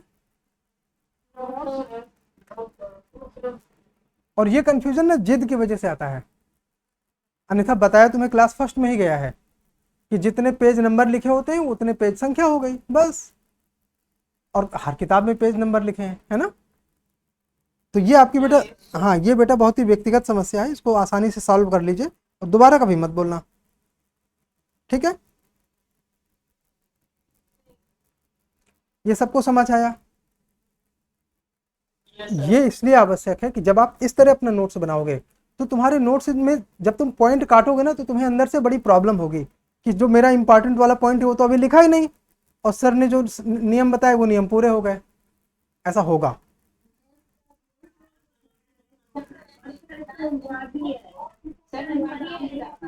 अच्छा एक बात बताओ, पहले लड़कियों से पूछते हैं फिर लड़कों से। मैं तुमको बोरे का कपड़ा पहना दूं तो तुम लहंगा कहाँ पहनोगे?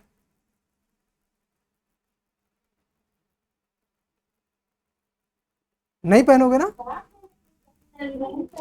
या अपने हाथ पैरों को खींच खींच के बड़ा करोगे?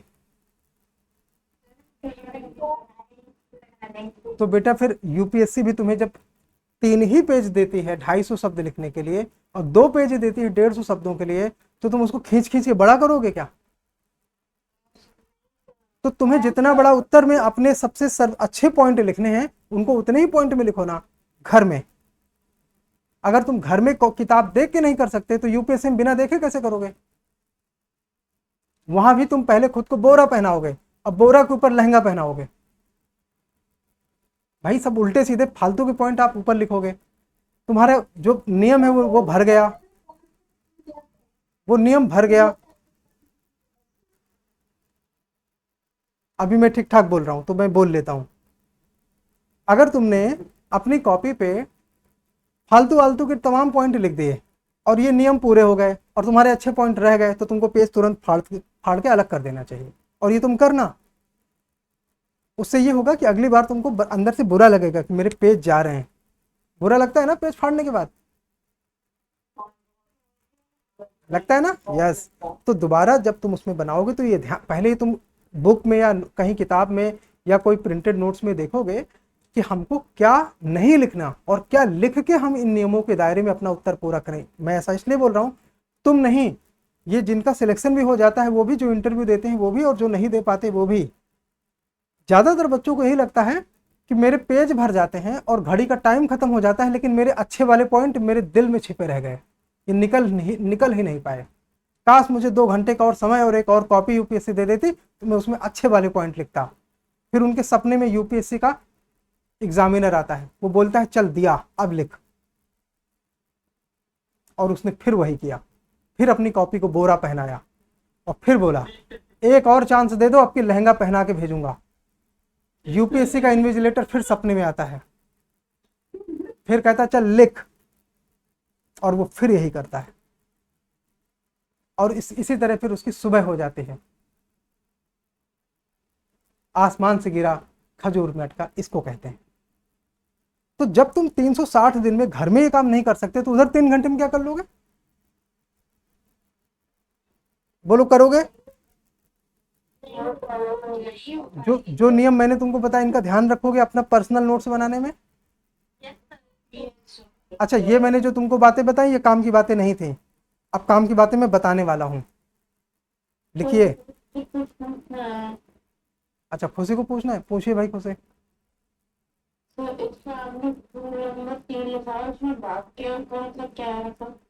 बेटे जो स्टेट आप वाक्य लिखते हैं ना, वाक्य तो समझते हो ना? एक फुल स्टॉप से दूसरे फुल स्टॉप के बीच के शब्दों को वाक्य कहते हैं। तो वाक्य में 10 शब्द से ज्यादा ना हो, कोशिश करो कि वाक्य छोटे छोटे हों, 5-8 शब्दों के। जैसे जैसे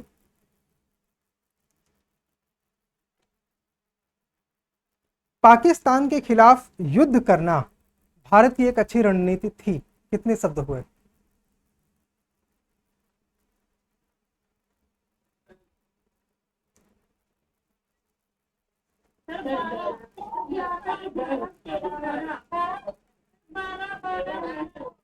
गिनो। पाकिस्तान के खिलाफ युद्ध करना भारत की एक प्रमुख रणनीति थी। 11 हो गए, मैंने 10 लिखा है, मतलब ऐसा नहीं कि हाँ शब्द छोड़ देंगे। 10 का मतलब 8, 9, 10, 11, बस इसी तरह, इससे ज्यादा बड़े वाक्य नहीं लिखेंगे। वाक्य छोटे होने चाहिए, समझ आया ना? ये तुम बहुत प्रैक्टिस करोगे तब आएगा, तब तुम्हारे आंसर राइटिंग में वो हुनर दिखेगा, और तुम देखना तुमको नंबर कैसे मिलता है यूपीएससी मेंस में। सरकार के को भी ये काम किया जाता है। हाँ जी, हाँ जी, हाँ जी। जहां पे आप स्पेस देते हैं, स्पेस समझते हो ना, कंप्यूटर का स्पेस बटन, या दिखाऊं? मोबाइल में भी स्पेस बटन होता है, जहां पे आप स्पेस देते हो वहां से अगला वर्ड शुरू हो जाता है। अब का की लिखने के बाद स्पेस देते हो ना, तो जहां भी बेटा स्पेस लग जाए वहां पे अगला वर्ड माना जाता है, ये रूल है। तो इतनी बातें मैंने बताया कि समझ गए, और ये उतना आवश्यक नहीं थे। अब आवश्यक बात मैं बताने वाला हूं। चलिए लिखिए, अच्छे नोट्स के लाभ। हेडिंग डालिए अपने पास, अच्छे नोट्स के लाभ।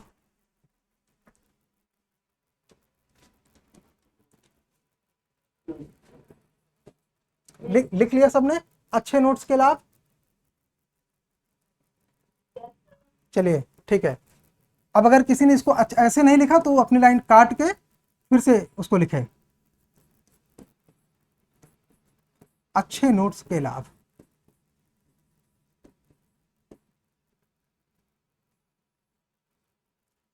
ठीक, अब इसमें हम अच्छे नोट्स के लाभ लिखने वाले हैं।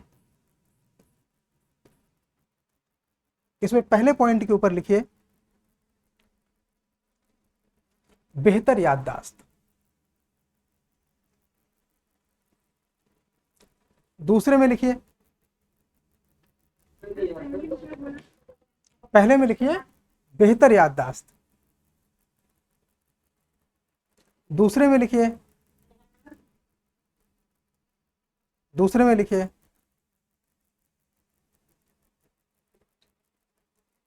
तीव्र दोहराव। इसको इंग्लिश में कहते हैं क्विक रिवीजन, तीव्र दोहराव।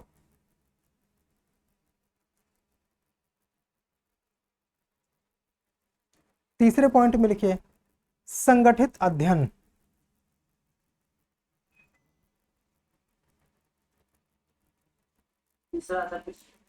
संगठित अध्ययन।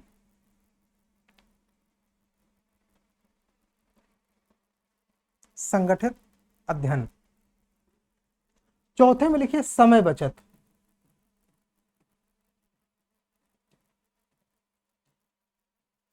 समय बचत।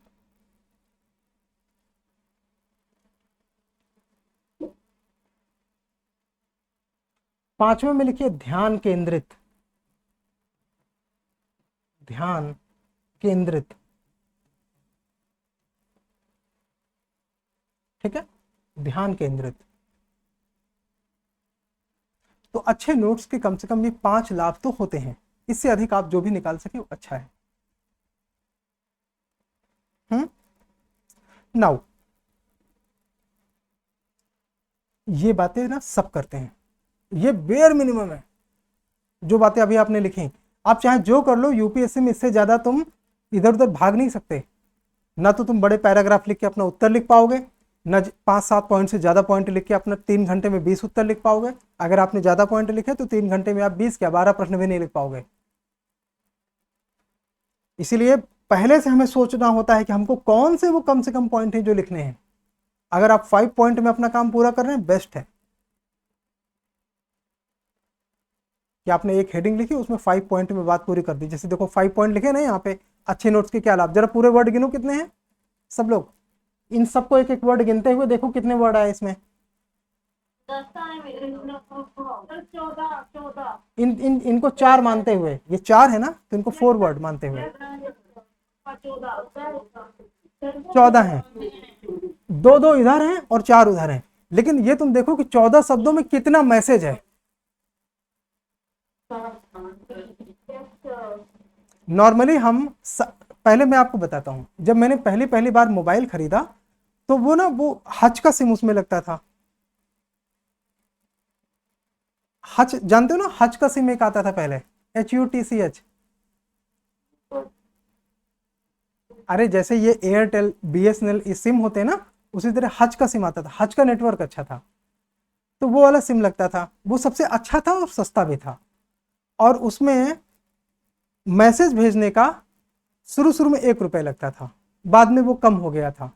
लेकिन उसमें हम 60 शब्द ही लिख सकते थे। सॉरी 60 शब्द नहीं, 60 अक्षर, 60 अक्षर ही लिख सकते थे बस। तो 60 अक्षर में हम किसी को ठीक से ये भी नहीं कह पाते थे कि तुम टाइम से खाना खा लेना। अब समझ में आया कि 14 शब्दों में कितना मैसेज लिखा जा सकता है, यस और नो। काम का ढेर सारा संदेश लिखा है ना 14 शब्दों में। तो ये स्किल आपको नोट्स बनाते समय प्रैक्टिस में डेवलप करनी पड़ेगी। बराबर है ना।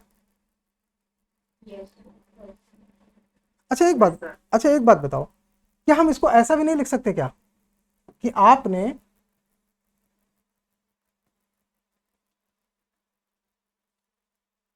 जो 5 बिंदु लिखे उनको यहां पे लिख लीजिए ऐसे ऐसे, और बीच में लिख दीजिए अच्छे नोट्स के नोट्स के लाभ।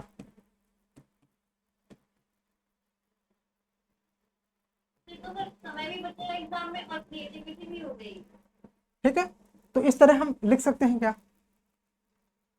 अच्छा, इसमें अब अगर आपकी प्रैक्टिस है, अगर आपकी प्रैक्टिस है तो इस तरह से ट्रायंगल, क्वाड्रिलैटरल या पेंटागन, जिसमें 5 सर उसे पंचभुज, जिसमें 4 सर उसे चतुर्भुज, जिसमें 3 सर उसे त्रिभुज, इस तरह बना के हम अपने पॉइंट लिख सकते हैं क्या। तो ये सारे बेटा अच्छे नोट्स के गुण होते हैं। लेकिन मैंने आपको जैसा बताया, ये सब बातें कम से कम यूपीएससी के 1 लाख छात्र जानते हैं। हमें 1000 में होने के लिए कुछ अलग करना पड़ेगा। ठीक है, तो कोशिश करते हैं कुछ अलग करते हैं। अगला पॉइंट लिखिए और हेडिंग डालिए, अच्छे नोट्स के प्रमुख गुण धर्म। हेडिंग डालिए, अच्छे नोट्स के प्रमुख गुण धर्म।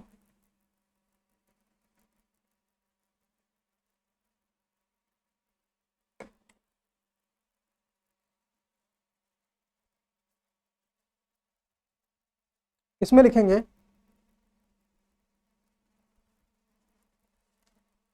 माइंड मैप्स बनाना। माइंड मैप्स बनाना,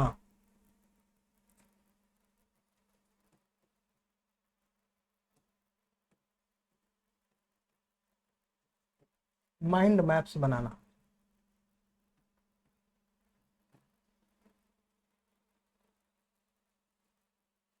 माइंड मैप्स बनाना। किसी को पूछना है माइंड मैप्स क्या होते हैं।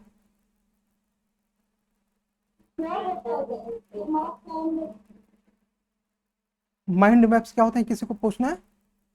यस सर, मुझे पता।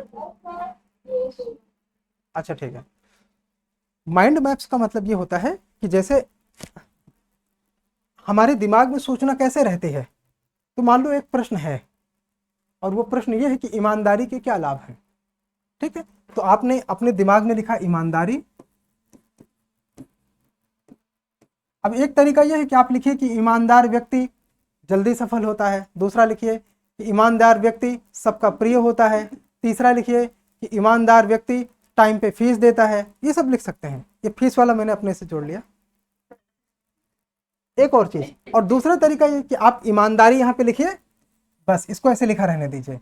और आप इसको लिख रहे हैं समय पर सफलता।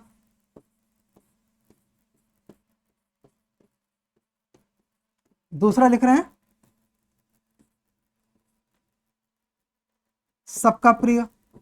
तो हमको बार बार ईमानदारी नहीं लिखना पड़ रहा है ना।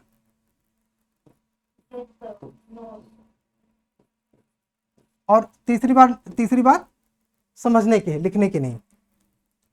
तो ये सबको समझ आया ना कि इसमें हमें करना क्या है। हेलो, तो इस तरह के छोटे छोटे माइंड मैप्स बनाना है। अच्छा देखो कितने शब्द हुए,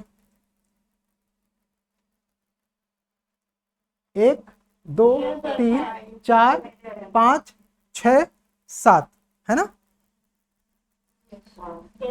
अरे 7वां दिमाग में ही सही, बट वो है तो ना आवश्यक। चलो, तो लेकिन आप देखो कि 7 शब्दों में कितनी बात कह गई, अन्यथा एक वाक्य में हम कितने कम बातें कहते हैं। इससे एग्जाम में आपका समय बचेगा। 3 घंटे में आप 4000 शब्द नहीं लिख पाओगे। उसका सबसे अच्छा तरीका यह है कि आप इस तरह के डायग्राम्स बनाओ, माइंड मैप्स बनाओ, फ्लो चार्ट बनाइए। लिखिए अगला पॉइंट, फ्लो चार्ट।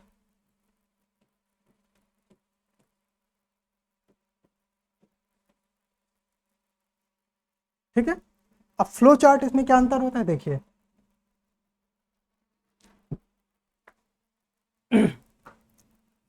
जैसे मान लो मोदी जी,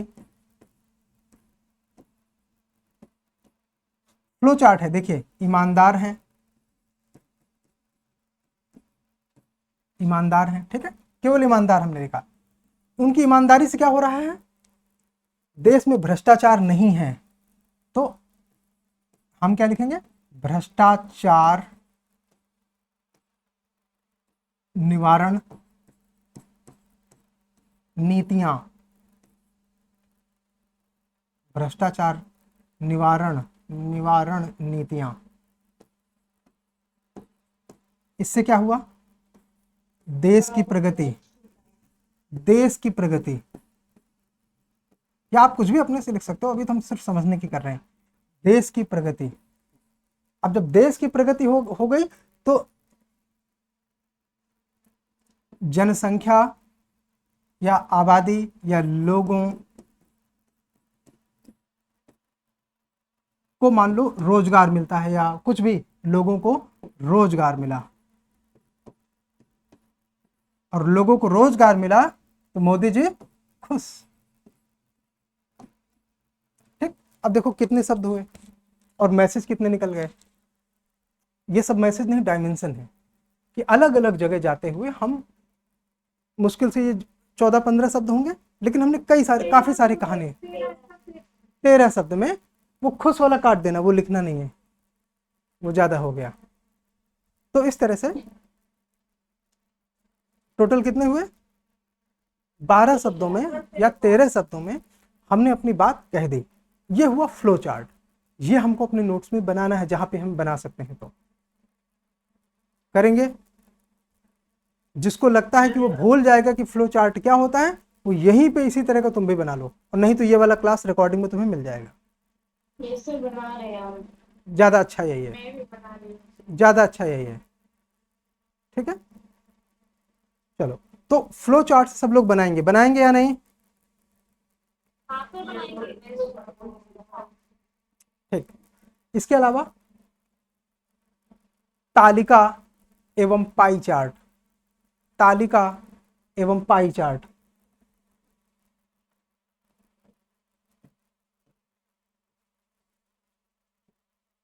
तालिका एवं पाई चार्ट।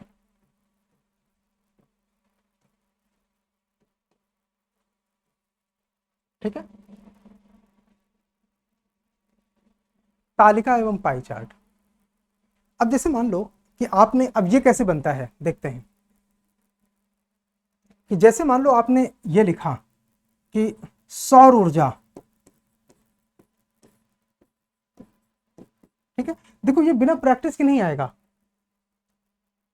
ये बिना प्रैक्टिस के नहीं आएगा। इसके लिए थोड़ी प्रैक्टिस करनी पड़ेगी आपको बार बार। जब घर में तुम 350 दिन ये सब करोगे ना, तो फिर 5 दिन मेंस वाले जो 5 डेज हैं आपके, उनमें 3-3 घंटे में निकलेगा आपसे बाय डिफॉल्ट, क्योंकि तुमने घर में प्रैक्टिस की है।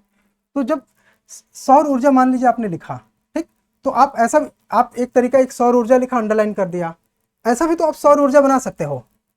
कैसे? ध्यान से देखिए इसको।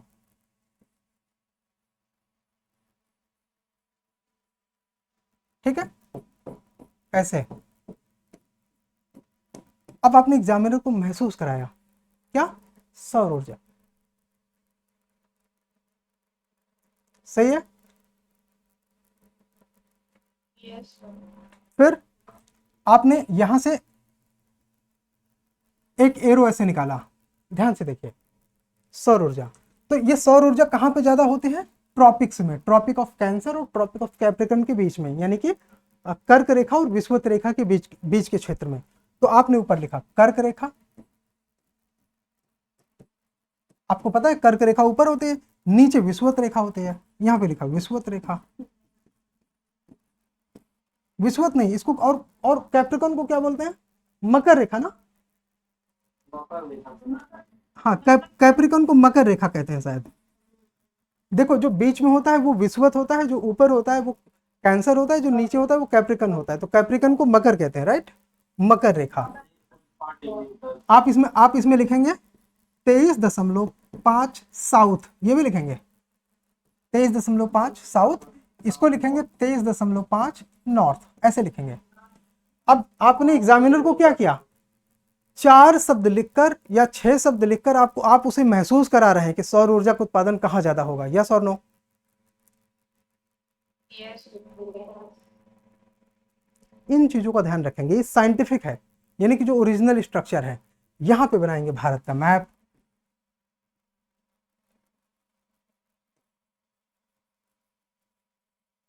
ऐसे जो भी बन जाए। ठीक, ऐसे आप भारत का मैप बनाएंगे। और थोड़ा सा रियलिस्टिक बनाएंगे, अच्छा बनाएंगे, मेरी तरह नहीं बनाएंगे।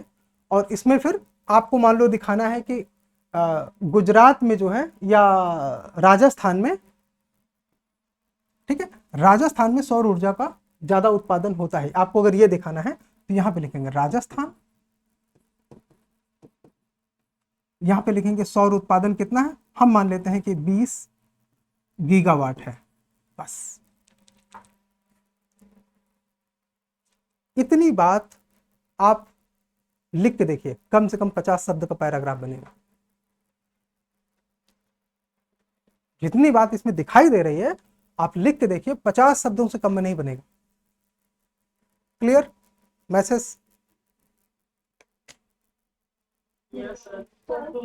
सर मेरा एक डाउट है।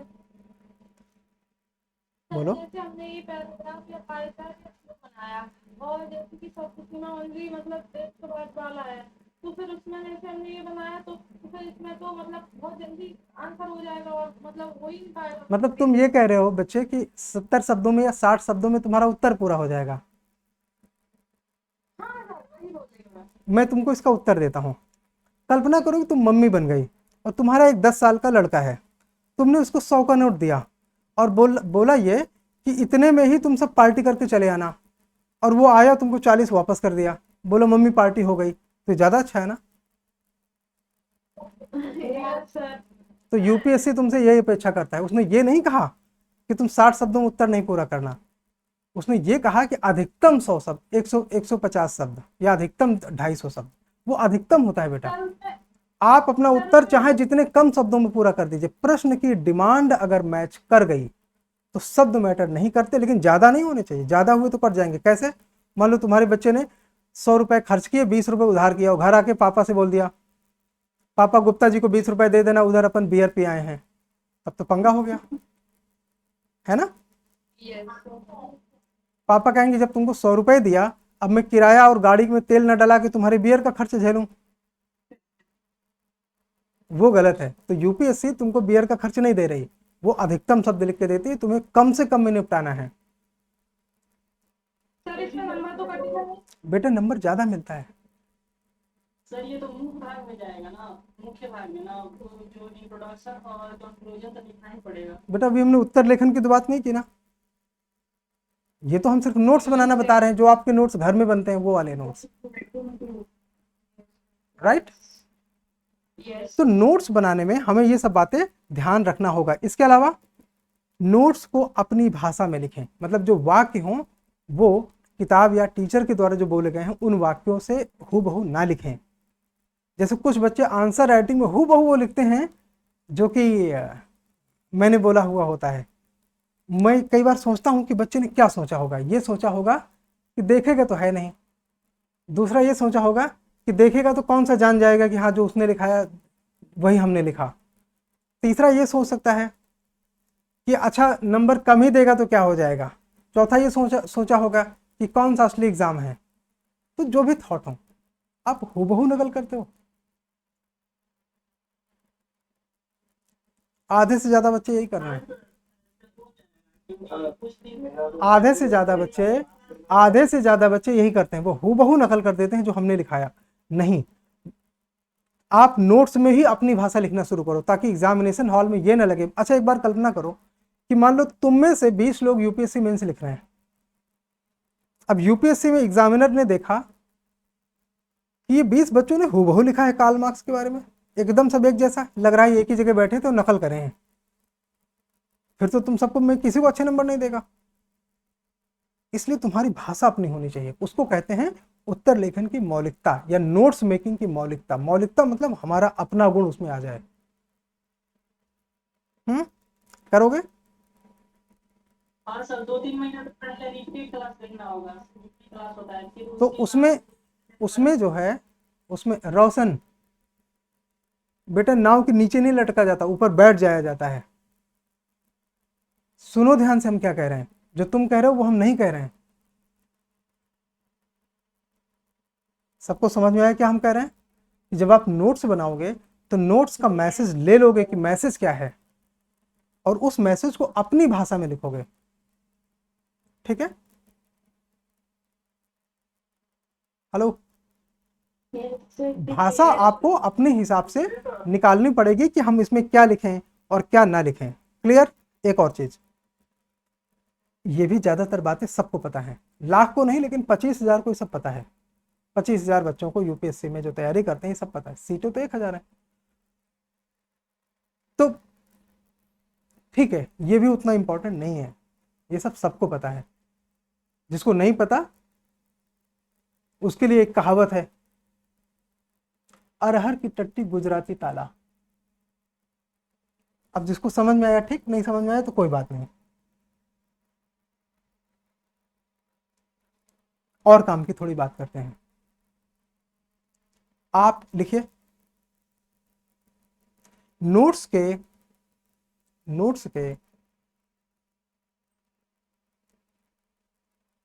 हर पांचवें पेज से पहले,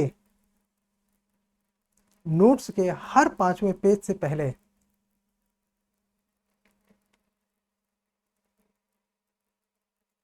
कम से कम एक PYQ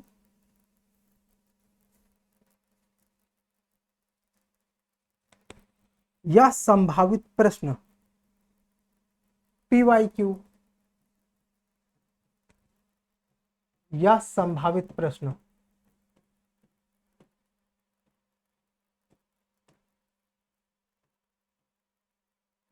अवश्य होना चाहिए, अवश्य होना चाहिए।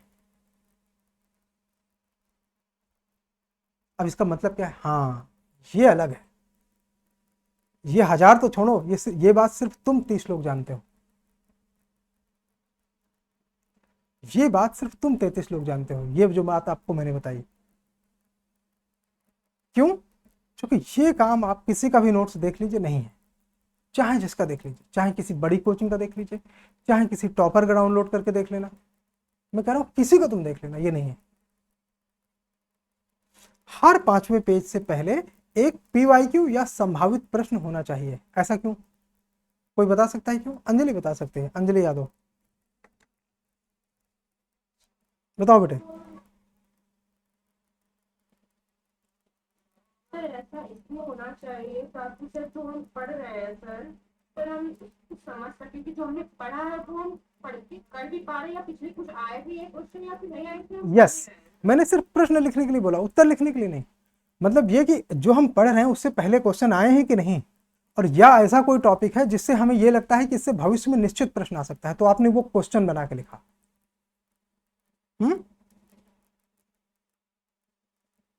ये इंपॉर्टेंट है। ऐसा ना हो कि हम पढ़ते चले जा रहे वहां से प्रश्न हमारे हिसाब से कोई नहीं बन रहा या आया भी नहीं है, तो उधर ज्यादा दिमाग नहीं लगाना।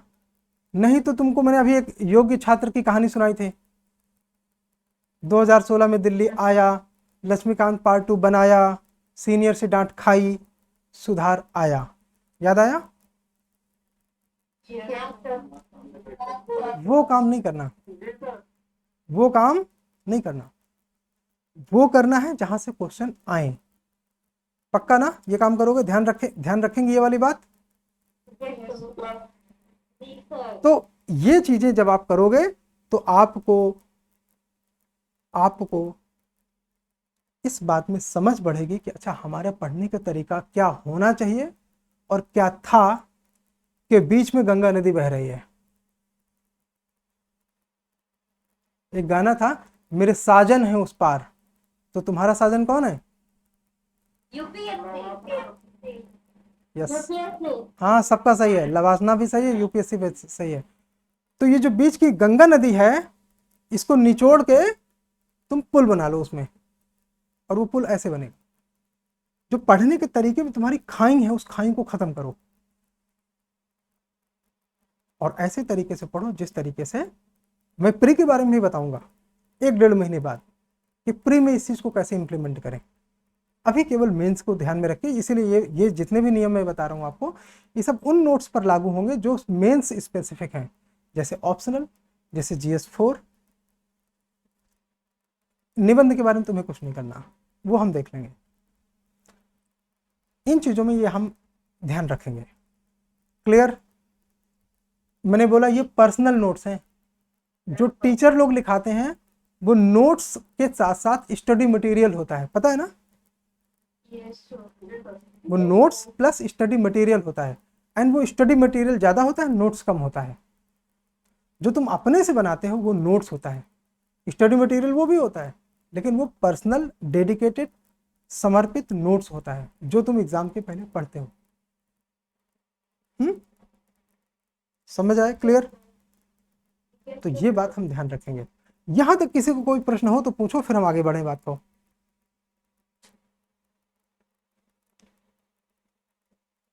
बताइए, यहां तक किसी का अगर कोई क्वेश्चन है तो आप बताइए, अन्यथा हम इसमें आगे बढ़ें और जो एक दो हमको और महत्वपूर्ण बात करनी है वो हम करें। चलो आगे चलते हैं। जो हमारे दिमाग में न्यूरॉन्स भरे ना, जो सूचना का स्थानांतरण करते हैं एक स्थान से दूसरे स्थान तक, वो कैसे बने हुए हैं? वो ऐसे ना छोटे छोटे उसमें बुने हुए हैं, ये सब जैसे जुड़े हों। ये सब ये न्यूरॉन्स हैं जो छोटे छोटे मैं बॉल जैसा बना रहा हूँ, ये सब एक दूसरे से जुड़े हैं ऐसे। ठीक, ये सब एक दूसरे से जुड़े हुए हैं। लेकिन जब आपसे ये कहा जाए घोड़ा,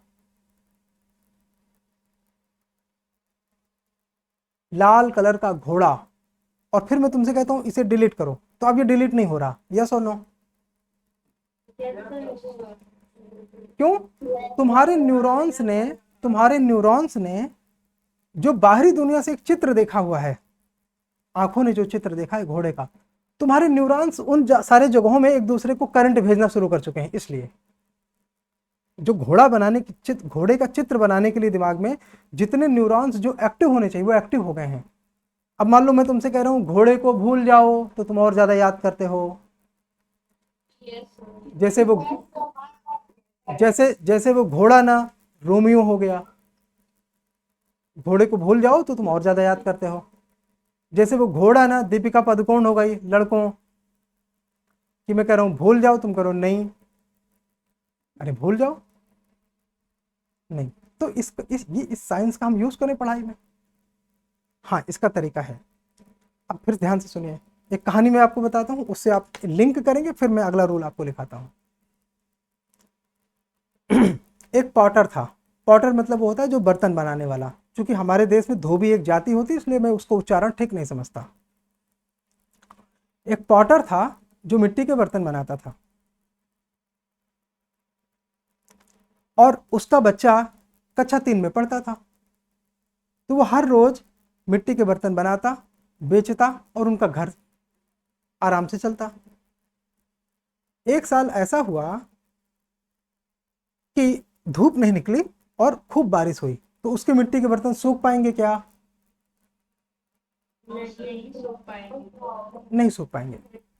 और उस गांव में उस तरह के बहुत सारे पॉटर थे, तो सारे पॉटर जो है अपने बर्तन सुखा नहीं पाए, तो उनके बच्चे स्कूल में फीस दे नहीं पाए। तो वहाँ के मास्टरों को आमदनी हुई नहीं। तो वो मास्टर बाजार से सामान खरीद नहीं पाए, तो सब्जी वालों की सब्जियां बिकी नहीं। किराने वालों के चावल, गेहूं, तेल, साबुन बिके नहीं, तो वो वहीं रखे रह गए। अब अगर सब्जी वालों की सब्जियां नहीं बिकी, मास्टर लोग कुछ खाएंगे नहीं, बच्चे पढ़ेंगे नहीं, और पॉटर बर्तन बेच नहीं पाएगा, तो पॉटर क्या करेगा? अपना एक बड़ा सा बंबू निकालेगा और सन को ऐसे हिलाएगा, चल धूप कर। तो धूप हो गई, बर्तन सूखे तो बच्चे स्कूल में गए। अच्छा रुको, बच्चे स्कूल में गए, फिर मास्टर को फीस दिया, मास्टर जी ने फीस पाई, तो फिर सब्जी खरीदी, तो फिर सब बिका, है ना? अब देखो, जो तुमने बताया और जो हमने तुमको बताया, उसमें एक रिफ्लेक्स है। रिफ्लेक्स का मतलब आप लोग प्रतिक्रिया दे रहे हो। Yes sir. ध्यान से सोचो तो आप प्रतिक्रिया दे रहे हो। जो आपने कहा वो मैंने, नहीं कहा। लेकिन जो मैंने कहा आपने उसकी प्रतिक्रिया दी, आपने उसकी प्रतिक्रिया दी। तो ये बात बहुत याद रखना, ये बहुत महत्वपूर्ण है। तो जब आप नोट्स बनाएं तो हर पेज में जितने पॉइंट हों, देखिए जब हम नोट्स बनाएंगे तो प्रत्येक पेज में जितने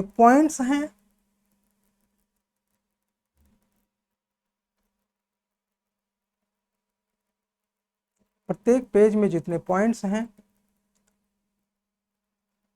कॉमा, हर एक पॉइंट के लिए हर एक पॉइंट के लिए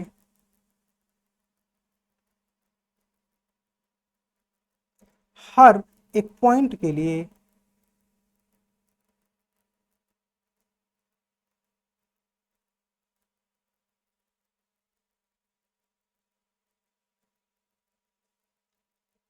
हम एक मेमोरी की या मेमोरी वर्ड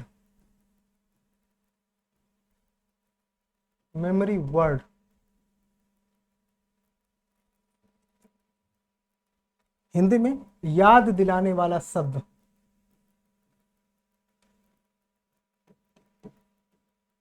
दिलाने वाले शब्द के चारों ओर एक बादल बनाएंगे।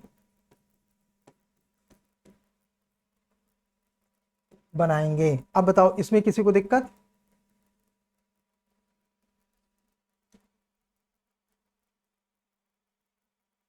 बताओ इसमें किसी को दिक्कत? Badal, no sir. No sir. एक मिनट। हाँ,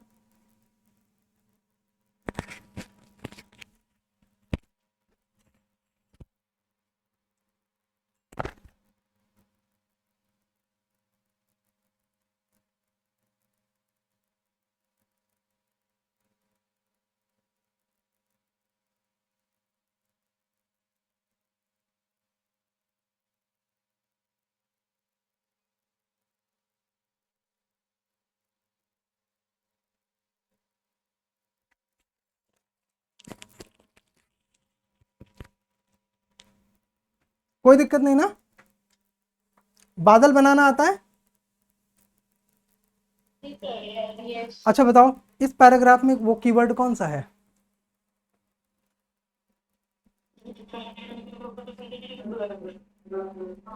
मेमोरी वर्ड सर।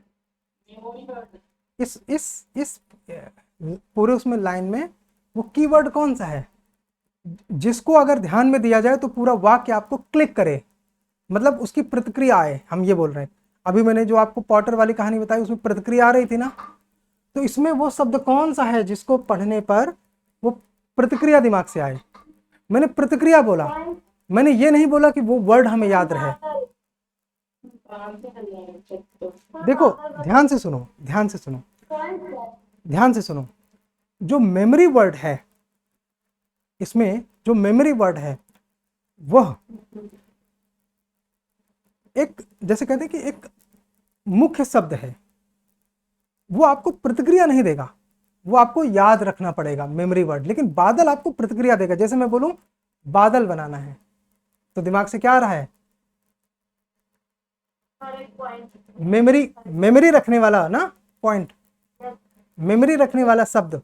जब हम बादल, तो यहां पर वो प्रतिक्रिया वाला शब्द है बादल, तो हमको बादल पे वो क्लाउड बनाना चाहिए, ऐसे क्लाउड। अगर आप बादल याद रखोगे तो ये वाक्यांश आपको क्लिक करेगा।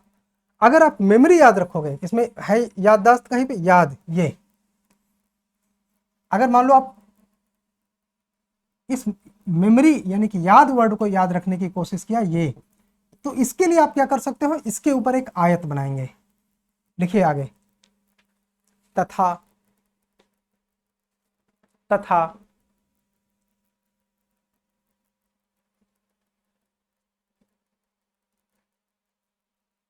वाक्य के प्रमुख शब्द के ऊपर आयत बनाएंगे।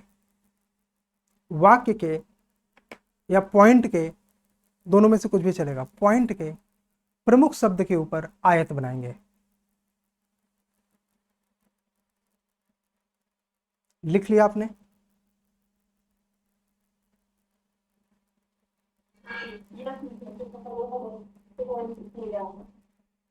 पक्का लिख लिया? अच्छा ठीक है। नाउ ध्यान से सुनिए, अगर आपने किसी एक पॉइंट में या किसी एक वाक्य में दो बादल बनाए, इसका क्या मतलब है?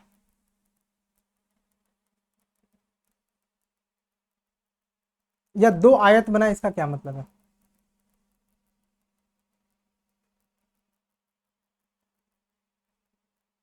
दो आयत बनाया, इसका मतलब हम समझ सकते हैं कि ये दोनों प्रमुख शब्द हैं।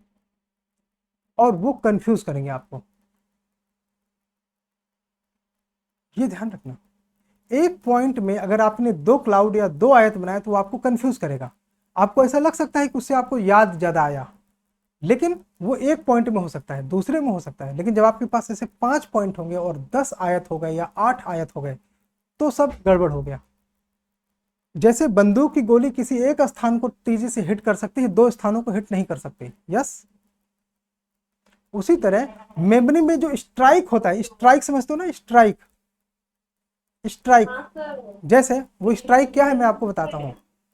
जैसे मैं आपसे कहता हूँ वो पॉटर वाली कहानी, तो मेरे इस वर्ड ने आपके दिमाग को किसी एक स्थान पर स्ट्राइक किया और वो कहानी घूम गई आपके दिमाग में। यस,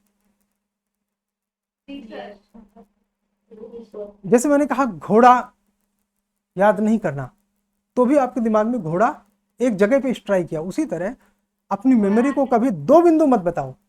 दो बिंदु बताना है तो उसको 2 पॉइंट में लिखो, 1 पॉइंट मत लिखो। क्लियर? क्लियर? पॉइंट में ये बात याद रखेंगे कि एक पॉइंट में 2 क्लाउड या 2 आयत नहीं होने चाहिए। अगर हैं तो आपने खुद को कंफ्यूजन दे दिया, और कंफ्यूजन इज नॉट गुड। ठीक है, तो ये बातें आप याद रखेंगे। नाउ अगला पॉइंट, पैराग्राफ में, यानी कि गद्यांश ना, या पैराग्राफ लिख लीजिए। पैराग्राफ में महत्वपूर्ण संदेश को अंडरलाइन करेंगे। पैराग्राफ में महत्वपूर्ण संदेश को अंडरलाइन करेंगे।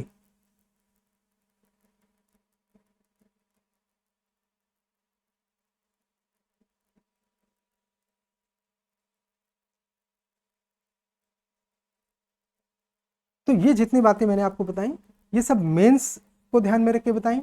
ये बात मैं आपको बार बार इसलिए दोहरा रहा हूँ क्योंकि जब भी ऐसा नोट्स मेकिंग हम कभी GS 1 के लिए बात करेंगे तो फिर वहाँ पे हम प्री के लिए कुछ और बताएंगे। मेंस के लिए यही रूल होंगे, बट प्री के लिए जो रूल्स हैं वो अलग होते हैं। वहाँ पे क्वेश्चन नहीं लिखा जाता, तो वहाँ क्या किया जाता है, इसके लिए आपको 1-1.5 महीने का इंतजार करना पड़ेगा।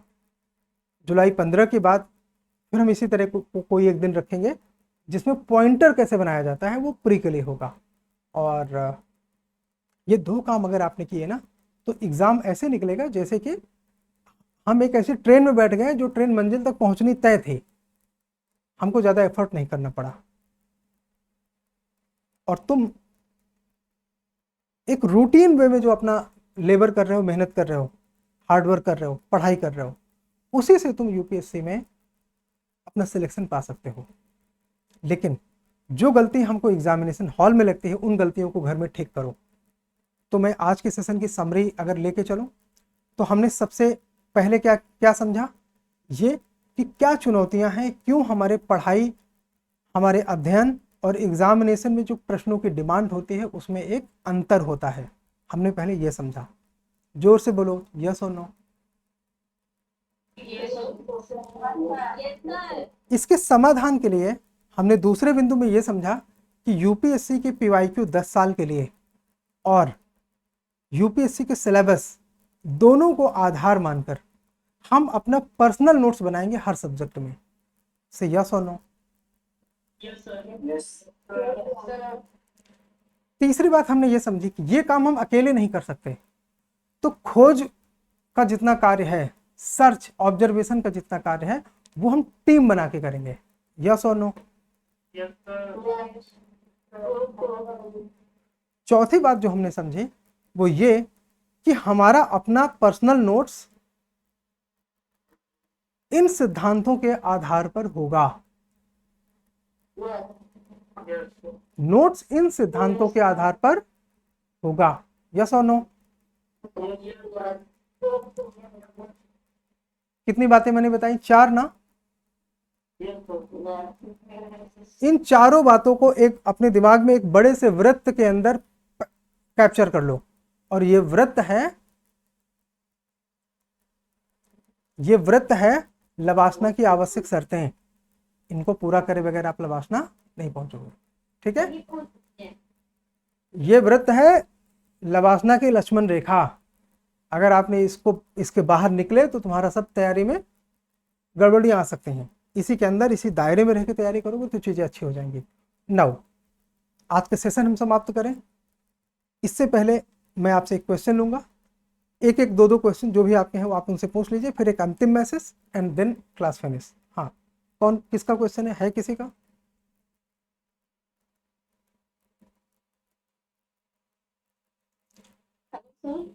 मैं गीता। सर आपने जैसे वो बोले कि जो कीवर्ड होंगे उसको बादल की तरह हम बनाएंगे, ड्रॉ करेंगे ताकि वो हमारी मेमोरेबल वर्ड देखो, दो शब्द आपको मिलने चाहिए।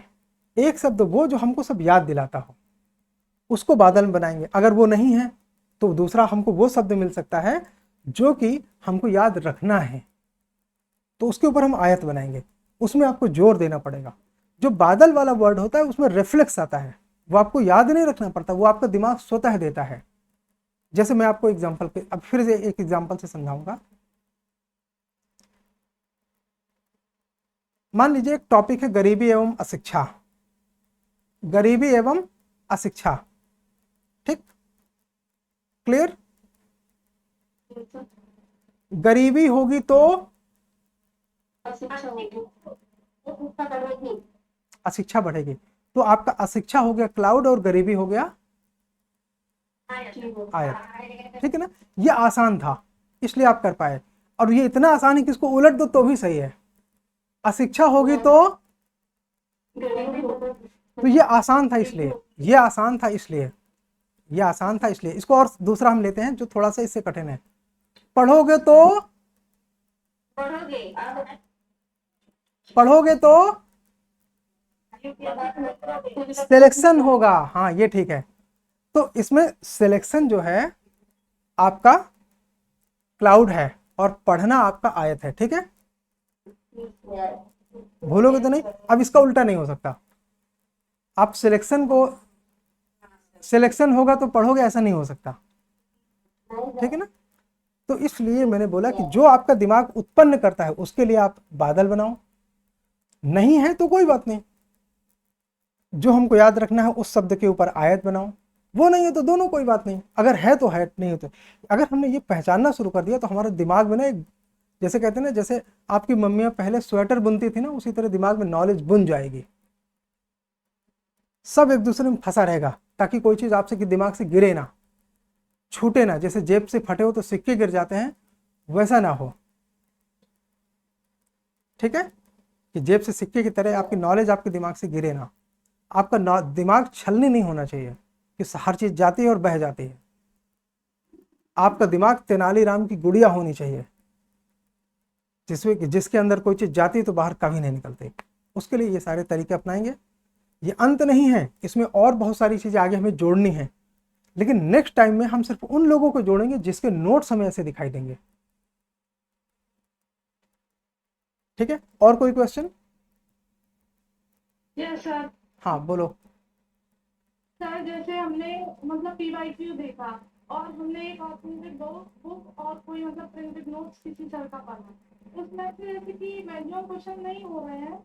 फिर देखो जैसे ये अच्छा ठीक है, समीक्षा को क्वेश्चन हमने लिया, और कोई क्वेश्चन? सर यही मेरा है कि जैसे और कोई क्वेश्चन? जिसके पास साइन लोगों को पढ़ना चाहिए, नहीं समझ क्योंकि आया, हमारे पास तो बहुत सारे स्टूडेंट। उसे नहीं समझ आया, फिर से बोलो बच्चे।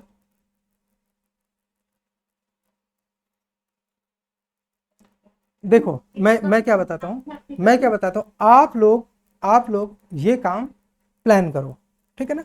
इसमें जितनी दिक्कतें आएंगी, जो भी दिक्कतें आएंगी, उन सारी दिक्कतों का समाधान मैं आपको दूंगा। अब ठीक है, ये ठीक है, यस। चलो ओके। बस ये मुझे लास्ट में बोलना था कि आपकी जितनी भी दिक्कतें इसमें आएंगी, उसमें मैं आपका उसका सोल्यूशन दूंगा, बशर्ते आप इतना करो। हाँ जी। सर एक हिसाब से आप बच्चे को हो सकता है कि अपना अपना विषय का नोट्स बनाइए, जैसे पॉलिटी का कोई जियोग्राफी का कोई। नहीं नहीं नहीं नहीं नहीं नहीं नहीं नहीं, दूसरे के भरोसे बिना मरे स्वर्ग थोड़ी नहीं मिलता बेटा, उसके लिए खुद मरना पड़ता है। अपने अपने मतलब नोट्स हर सब्जेक्ट की बनाएंगे ना। पर्सनल नोट्स, हाँ, जितना आप शॉर्ट में अच्छे से बनाएंगे उतना आपका मेंस में एग्जाम में हेल्प करेगा वो। यस सर, किसी का राइटिंग कुछ वो मैंने बोला ना, इस चीज का कोई स्कोप नहीं है। उसी के लिए कहावत है कि बिना अपने मरे स्वर्ग के दर्शन नहीं होते। चलिए ठीक है, थैंक यू आज के लिए। अभी अभी आज के लिए बस इतना ही। नहीं पलक अभी नहीं, अभी हमारा दूसरा सेशन होने वाला है, तो दूसरा एक ग्रुप का, तो आपसे बात करेंगे या तो रात में या तो कल। अगर रात में हमने फ़ोन नहीं किया तो कल आप मुझे 10 के आसपास फ़ोन कर लेना। आज के लिए बस इतना है। मैंने बोला कि आज इस प्रक्रिया में जितनी चीज़ें आपकी दिक्कतें आएंगी, मैं उनमें हर चीज़ का समाधान दूंगा, बशर्ते आप करो, ठीक है ना। सर नोट्स बना के आपको मिल सकता है। Thank you sir. Okay, thank you everyone. हाँ।